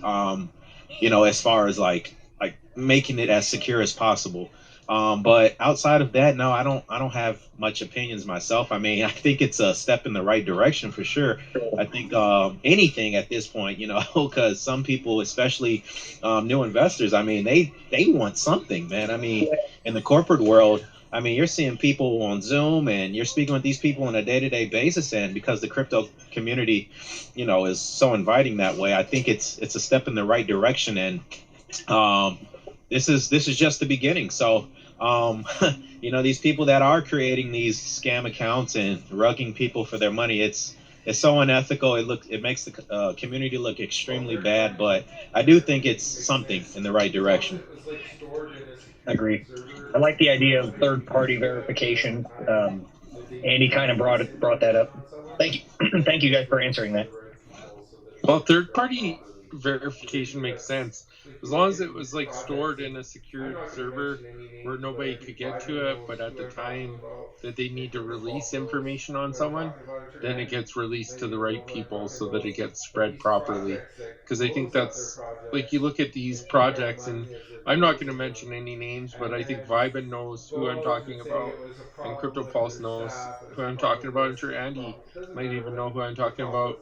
But these projects that close up their projects and take out money as they're closing them, and then go out and say it was a problem with their staff, it was a problem with this, it was a problem. It doesn't matter what the problem was. They closed the token, and then they close their accounts for a couple of weeks, and then they come back and they jump on to a token that's reputable to try and push this agenda of people following them again so they can build another token. That is wrong.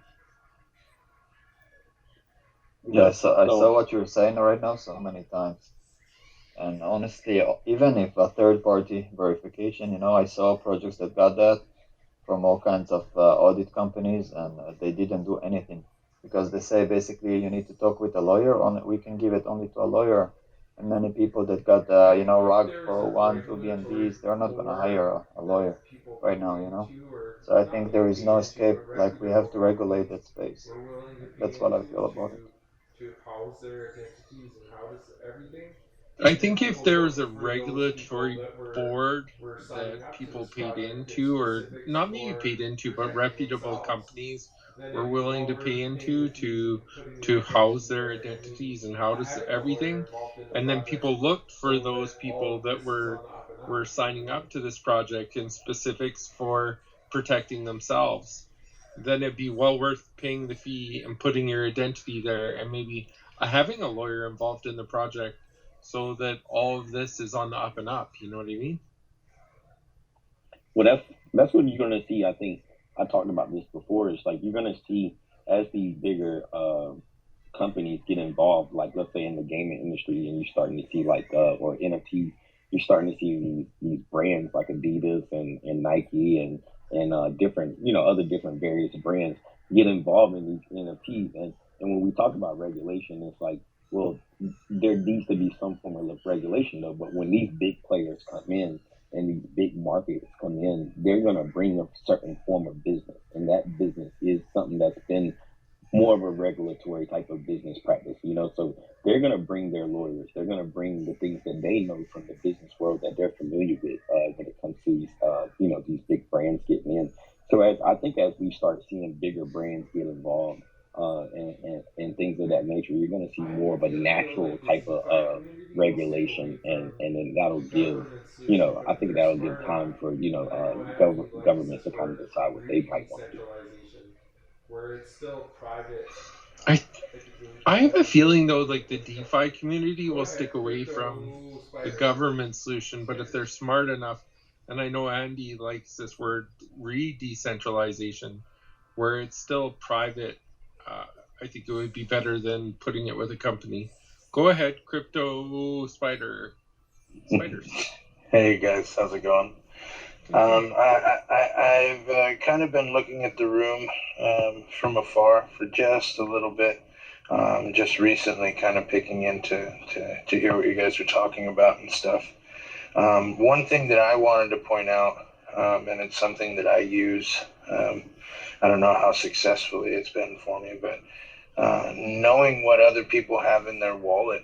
You might not necessarily have to have a face or somebody to be doxxed or something like that, but when you can see their wallet, if like say they have that available, and it kind of lets you see what communities they've taken part in. This space that we're in is really small, and so if I listed off the names of the collections that I've taken part in, I'm pretty sure a bunch of people in this room would be like, oh yeah, I've got one of those, and oh, I've got one of those too. And you kind of know what the charities, or if it was a charity or just a community and as a whole, where that money went to, or what that cause was, so it's like, I don't know, I look at that kind of stuff when it comes to not getting rug pulled a little bit. And then when we're in this conversation, and you got to figure if you wanted to be more secure and guaranteed, or at least more ensured that you weren't going to get rug pulled, it would be more on the centralized side of finance, or if the DeFi side. But DeFi itself, being that it's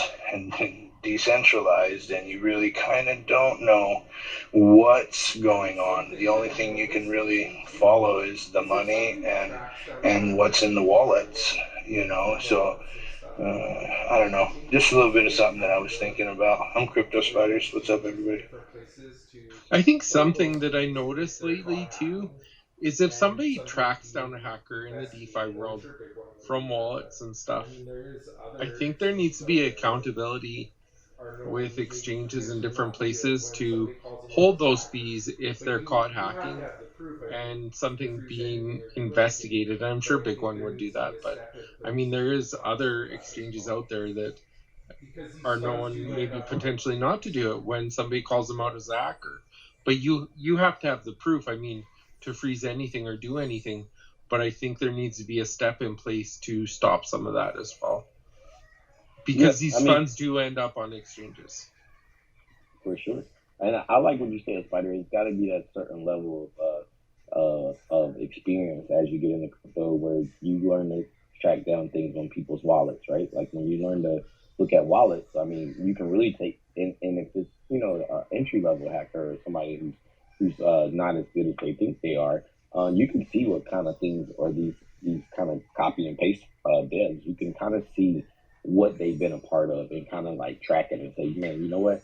These things didn't really end up well, so if the grass does look too green, it could be potentially a muddy situation, right? So you always gotta think about that as well. So I like that point, and I think that comes with education in the space. I think until centralization, if you really want to be secured or in a more secure situation, then centralized finance is the way to go. But when you do step into DeFi, they call it the Wild Wild West for a reason, right? So like any day you could have to be in a gun battle, right? So in a sense, so it's just I think you gotta just weigh it out through risk management.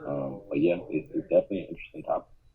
My one question though is like with a wallet, when you're talking about a wallet and looking at the wallet for what tokens are in it, when you're looking at the developers and stuff, they might be using a burner wallet as well, wouldn't they? Yeah, you always run that risk and stuff, but somebody's got to fund it. Well, the funding, you look at it like that, and two, it's like if you're asking a developer to let you know who they are, one of the smallest things that you could request is, well, let us see what's going on with the money. And that's really one of the first things a dev would probably offer up to its community is like, well, you don't need to know much about me, but I'll let you see exactly where the money's going. You could watch the wallet yourself, so they kind of dox themselves by the wallet sometimes. Yeah, and I just pinned something at the top, guys. It's a article that I read. I thought it was pretty... It's a little bit long, but it's definitely a great way for if you don't know how to read a smart contract. You can, so when you talk about the dev wallet being able to do different things, I mean, you can look at the wallet that creates the smart contract, and on that thing that I just pinned up there, it'll teach you the steps of really like getting into a smart contract entry level wise. I think it's something imperative for anybody who's listening who doesn't know how to read a smart contract.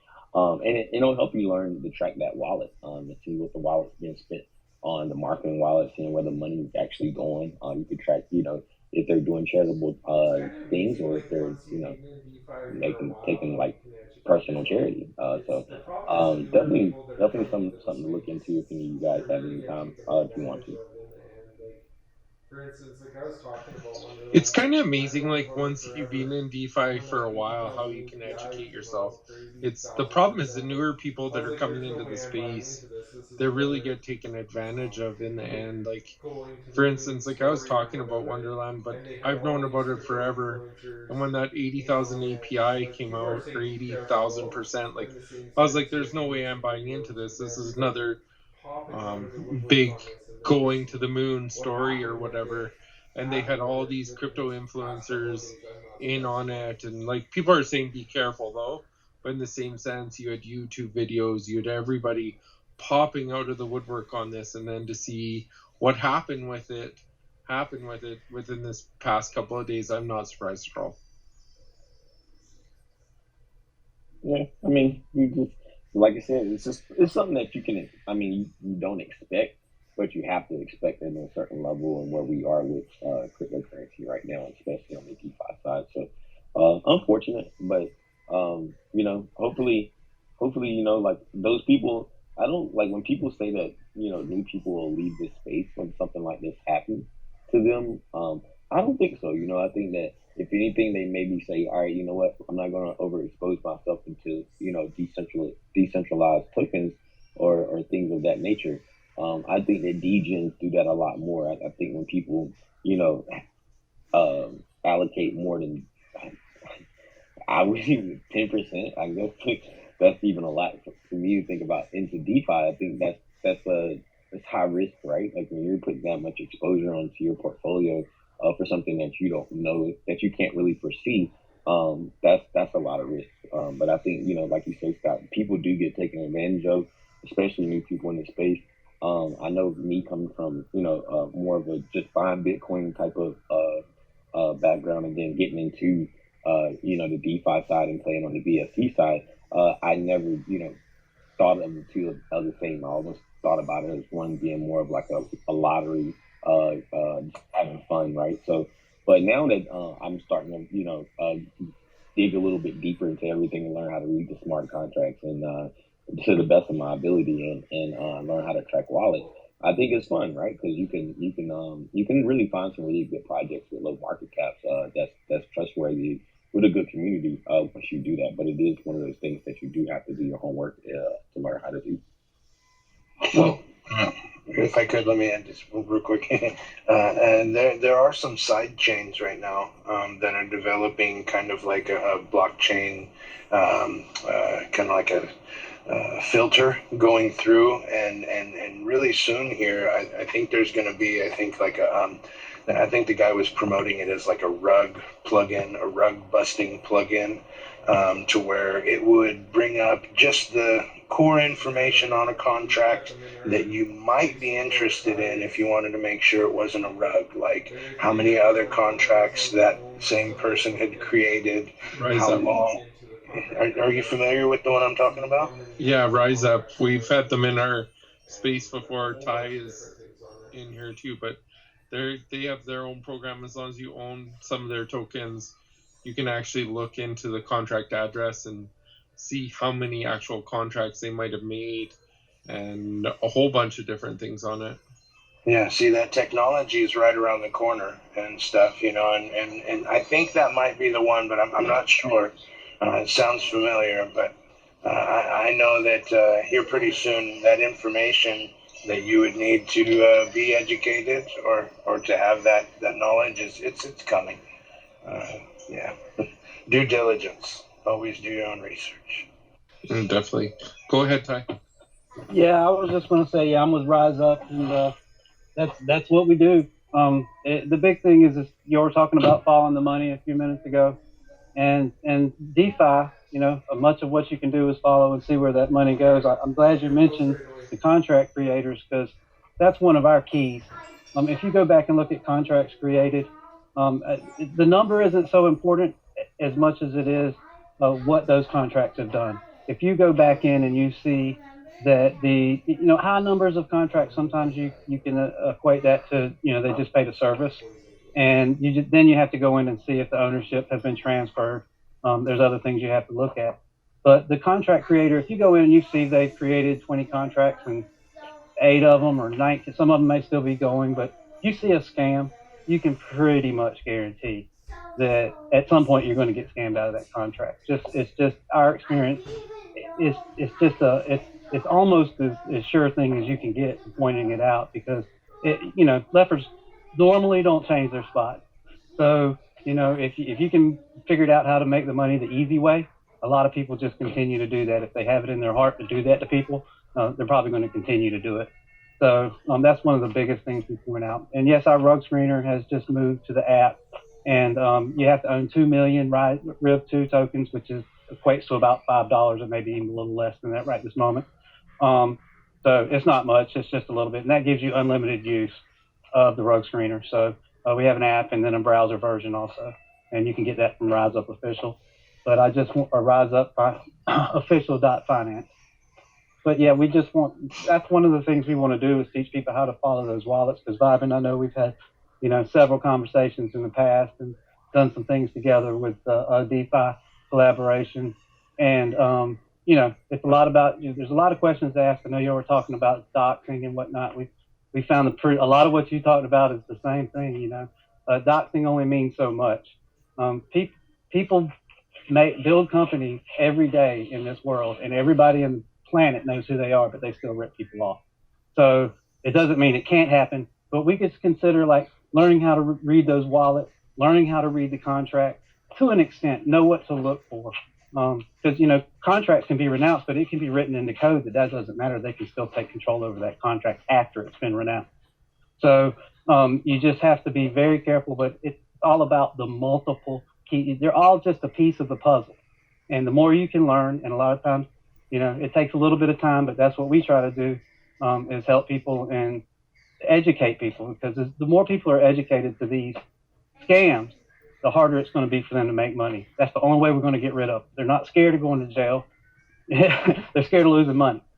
So if they lose money enough, they'll move on. They'll still scam somebody, but they'll do it somewhere else because that's just what they do.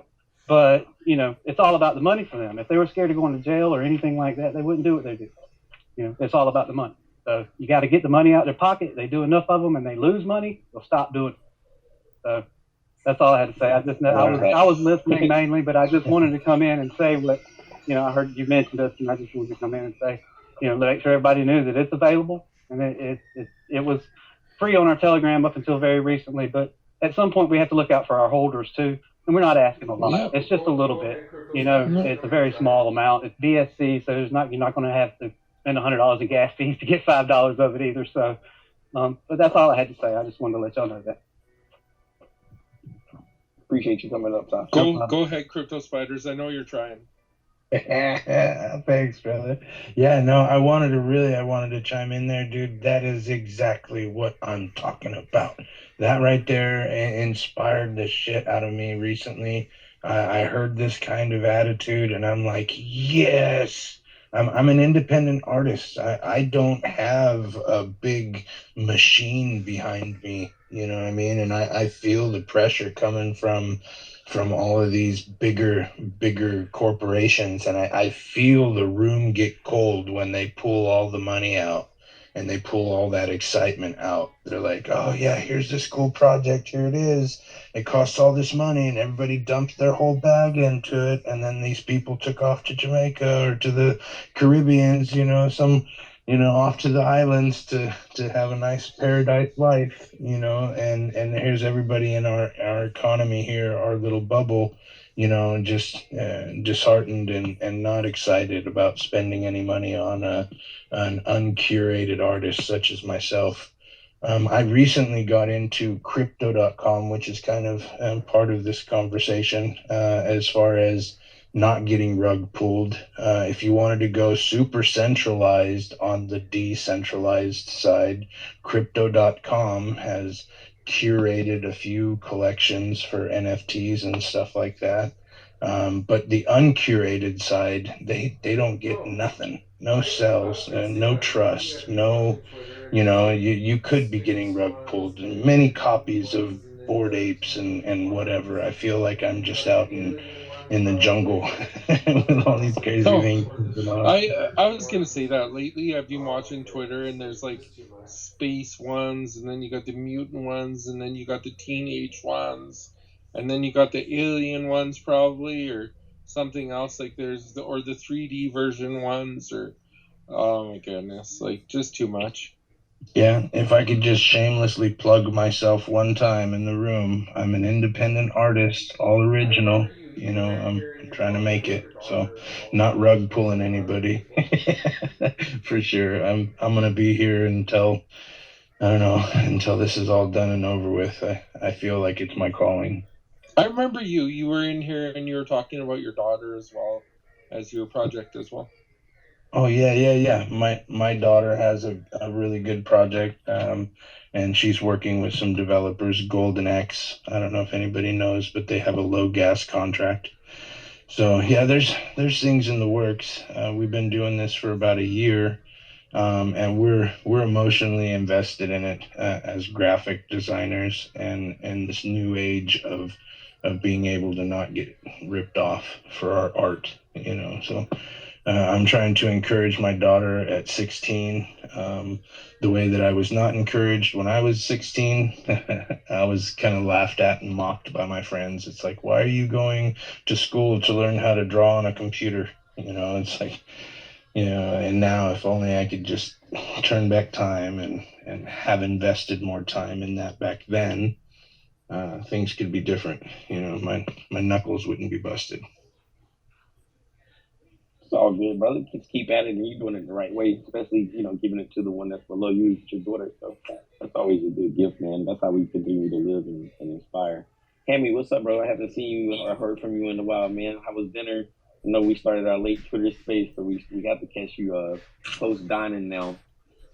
Oh, dude, I'm so full. I'm fed well. That's me. That was me before when I first got on, man. I was on here and I had just got done eating dinner, and I was like, "Oh my god." Yeah, dude. I came outside and I was like, "I need a second." No.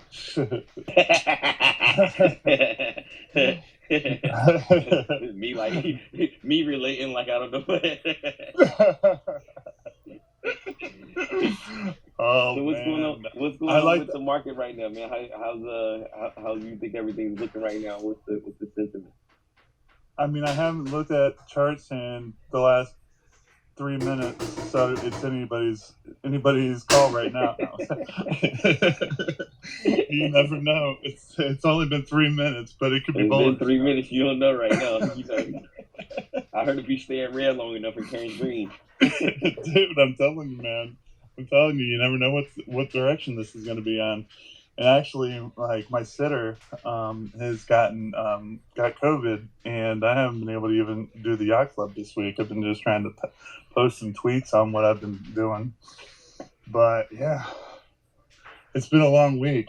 It's been like a long month. And staying on topic, if you don't mind, I'll just kind of I feel like I have another perspective to add to this this subject. If I don't want to name the project or anything like that. If you know, you know. But I was doing a show and everything, and I'm friends with all of the people that created this started this project. And really good project. I deal like everything you want to see kind of as a DeFi investor, that everybody is all of them have the there was a stigma around certain things that people talked about in social media, so they like really tried to work all of that out. It was kind of created just in conversations, thinking about stuff in Discord, like that, all the buzzwords for projects, and all guys that are genuine, have other jobs and everything like that, just but from various fields and everything. And everything was like really, kind of aimed toward what would we want to see as an investor. What are the things that we, that you could fund a project about. And we kind of just, and this is not, I'm not speaking as a member of the team of this project or anything like that. I was just involved and friends with them in the very beginning. And they had this really good idea for their project. They didn't have any dev wallets associated with it. So it was going to be like marketed as something that, if we don't make this project work, we don't make any money at it. So push comes to shove, later down the project, it's, I'm kind of on the outside. I'm doing the yacht club, and I'm just wondering what's going on. Why don't we know anything? Why don't you guys have any news coming out of? You guys have to have something going on. And they're like, yeah, we got a bunch of stuff. And I demanded to be NDA'd, because I was like, dude, listen, I've managed 33 projects, for an engineering company. Maybe I can kind of help me understand. So why don't you NDA me? And they were like, happy to. They NDA'd me, and I asked them what's going on. And I have to say, it was a situation where the team and the person doing the contract, they had a severe communication issue, and not having, I don't want to say that they were inexperienced or anything like that, but having all of this stuff to manage and it being a new space and not knowing what's legal exactly, that's a really, really tall order for somebody that hasn't done it before. So you really have to, and me managing 33, having all of this experience, when I did get in that NDA'd, I have to say they were presented with situations where I actually did not have an answer to give them.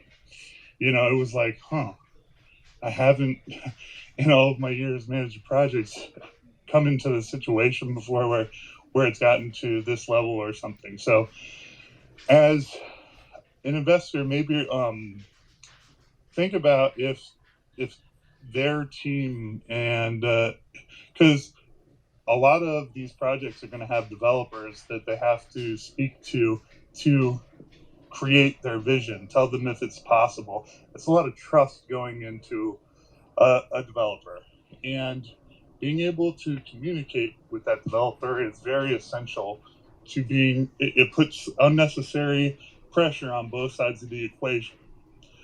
So I don't know exactly all of the level of how you would do the research of understanding the relationship between the developer and the development team, like who's leading the marketing, everything that goes along with it. But it is an important thing, and I would say that sometimes there is, in this type of situation, I would vouch for their credibility, and it sucks that sometimes this happens, but some of it, if it was addressed earlier, it would have rectified the situation. But, you're not going to get innovation in this space if these people aren't encouraged to do projects at the same time. So it's a double-edged sword. Sometimes, people aren't rug pulling. It's not bad management and stuff is not against the law. It's not a rug pull. So anyway, I just thought I'd kind of offer some rambling perspective on the whole scamming. It had to put a lot of stress under you, Hammy, too. I'm glad you're at least not having to worry about it anymore. Well, like I said, I was never a member of the team. I requested to be brought on NDA just so I could potentially advise in some capacity, but that occurred in late December. So, I mean, I didn't have much time. It was kind of whatever was done was done. Yeah, it's always unfortunate, man. Like you said, it sucks when the one thing I know about, tokens and projects that come about is you can have a great idea, but it's always a room full of people that you probably haven't worked with before or had to run a company with before, right? And having business, everybody has different business ethics, right? I think, me being having my own company, and I'm kind of like you, Henry. I'm in the sense of like, well, shit, I could come in and help manage a project. I know if I know what's going on, right? Like, but at the same time, I don't, have a token because I know that, it essentially is more of a team, and it's more like the people have to get on that same accord, and this is such a new field that there's not enough time to like evaluate every member of the team before the idea gets pushed forward, because we're in a technological day where things could change tomorrow, so you want to get your ideas out as fast as you can. So yeah, I definitely understand that part of it. But that's what, like, when we were talking about docs and devs or docs devs earlier, it's like it could all, like, it doesn't always have to be a rug pull. It could just be, just management not getting along, or difference of business ideas. I mean, we know that's proven true, because if that wasn't real, then we wouldn't have Polkadot, we wouldn't have ADA, because everybody would still be doing Ethereum, right? So a lot of these devs left there or split ways in a sense. So they could start different things and different ventures. And unfortunately, everybody on that one, those projects that they started from are still there. But I think that in this field, we're gonna see people have mismanaged projects, and it's gonna be a thing.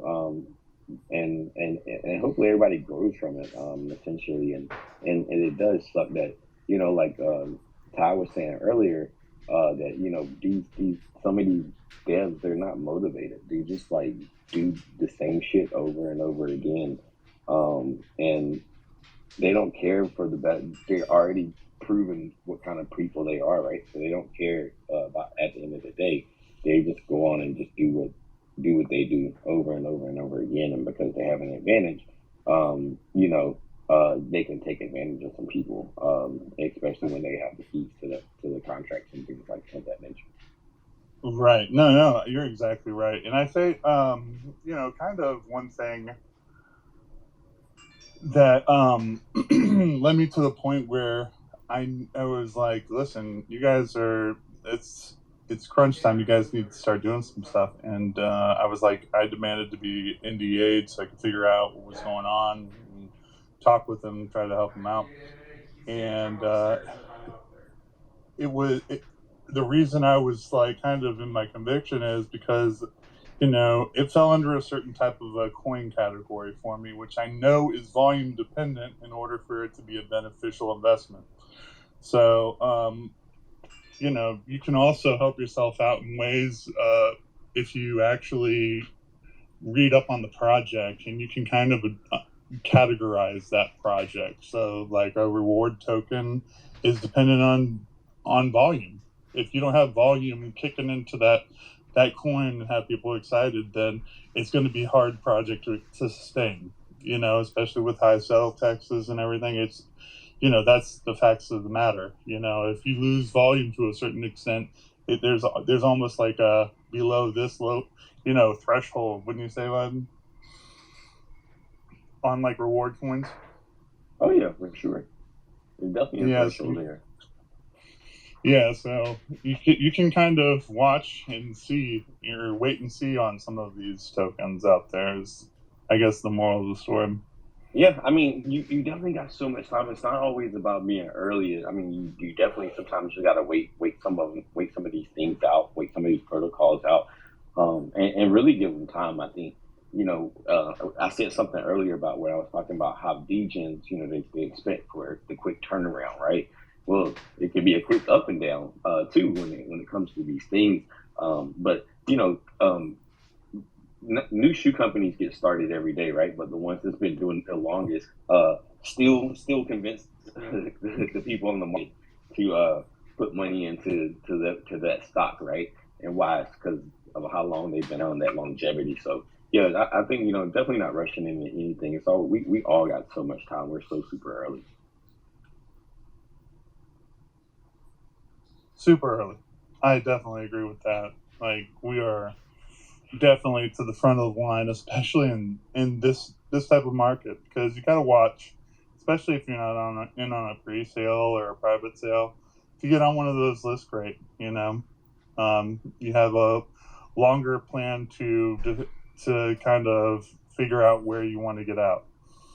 But if if you're buying in willy-nilly at launch and everything, a lot of these projects, and this is just me thinking of what I could do to achieve an unfair advantage, is if I launched the project, I could front run all of the pre-sale wallets with a bot, snipe the pre-sale, and then all those people that wanted a pre-sale now have to buy the token instead of buying the pre-sale wallet. So, I mean, just an idea. So, but there's nothing prohibiting anybody from doing that. So think about what you're doing a lot of the time.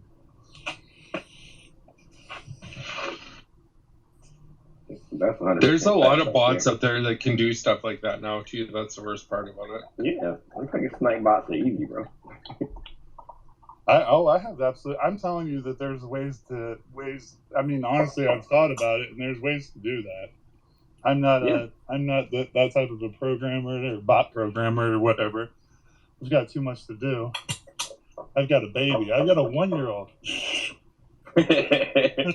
I can't be programming scam bots. Jeez. But yeah, we can should definitely do that. We should see you. Of a Max Wallet set. We should have you on BigONE News sometime, Hammy, if you're ever interested in being on a YouTube video. Oh man! All right. Yeah, man. Amy's like, shit, I ain't thought about that one, but yeah, fuck it. Why not?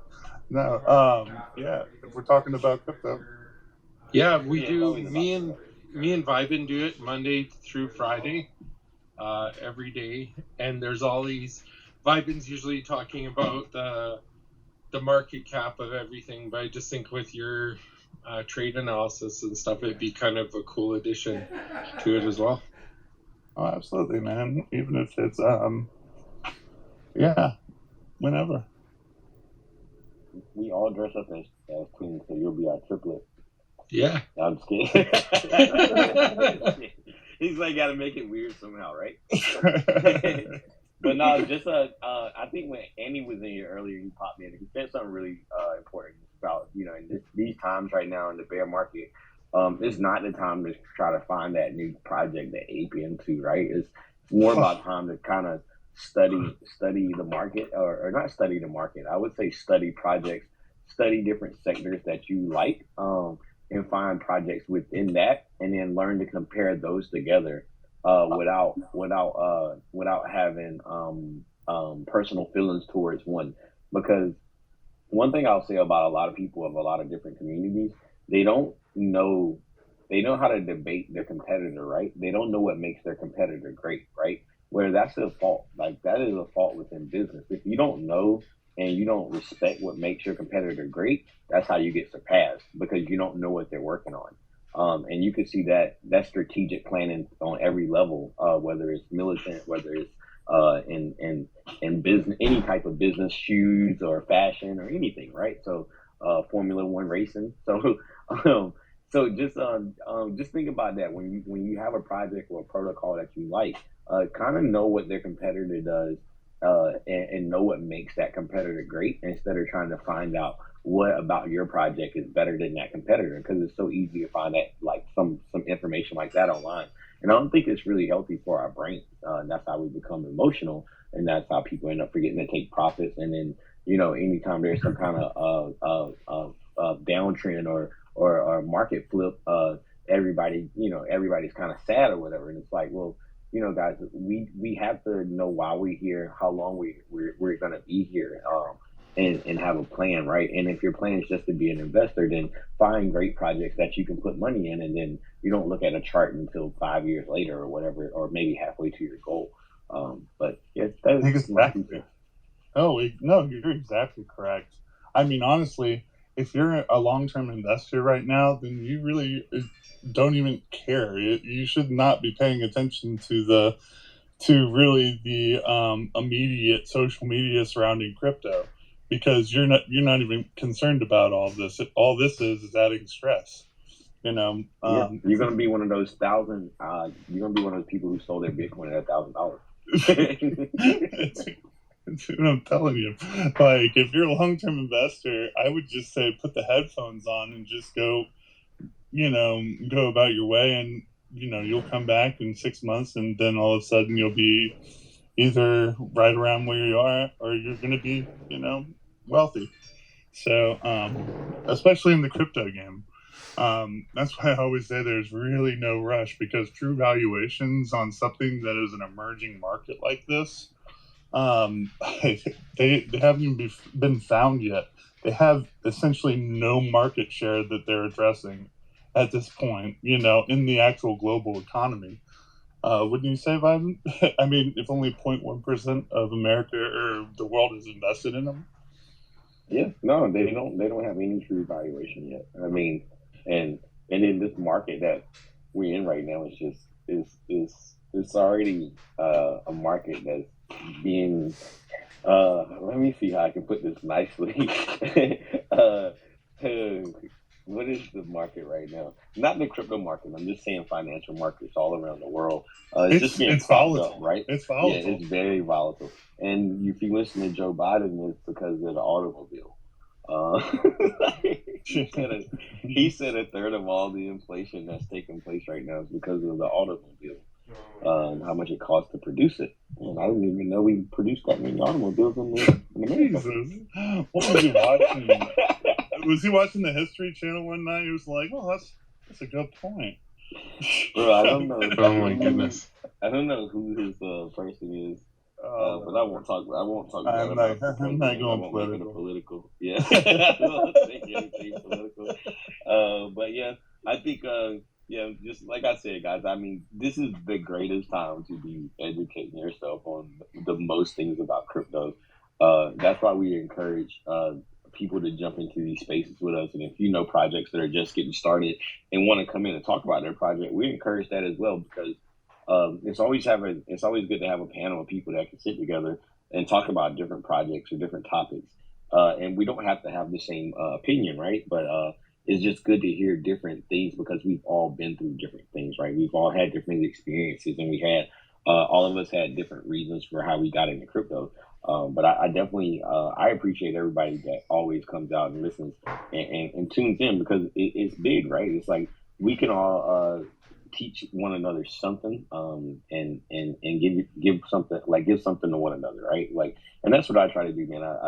I love not having to have that stress of being a part of any one particular project, and just being able to like freelance in crypto and go out and learn as much as I can, and try to apply that to what I know from just being an entrepreneur. So definitely always a good time to jump in, and always a good time to hear everybody. And the Friday night spaces are probably going to change to a little bit earlier, just to give you guys a heads up, because the unfortunate part is me and Scott didn't get to do our YouTube news earlier.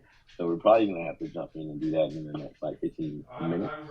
Because it is Friday, and I do have to, have my Friday night. Yeah, this went a little bit longer than we thought. I'm trying to rug myself tonight. I'm rugging myself over sobriety. here too. I'm rugging my sobriety tonight. Dude, I rugged it like 15 minutes ago. I already started. I heard it. I heard it. I was like, up. Don't worry, he's good. And I keep looking down, and I see a up coin sign, and I just keep thinking up. And I was like, oh, I gotta get up too. Yeah, Hammy's high already. Yeah. So don't worry, he has his shades on, guys.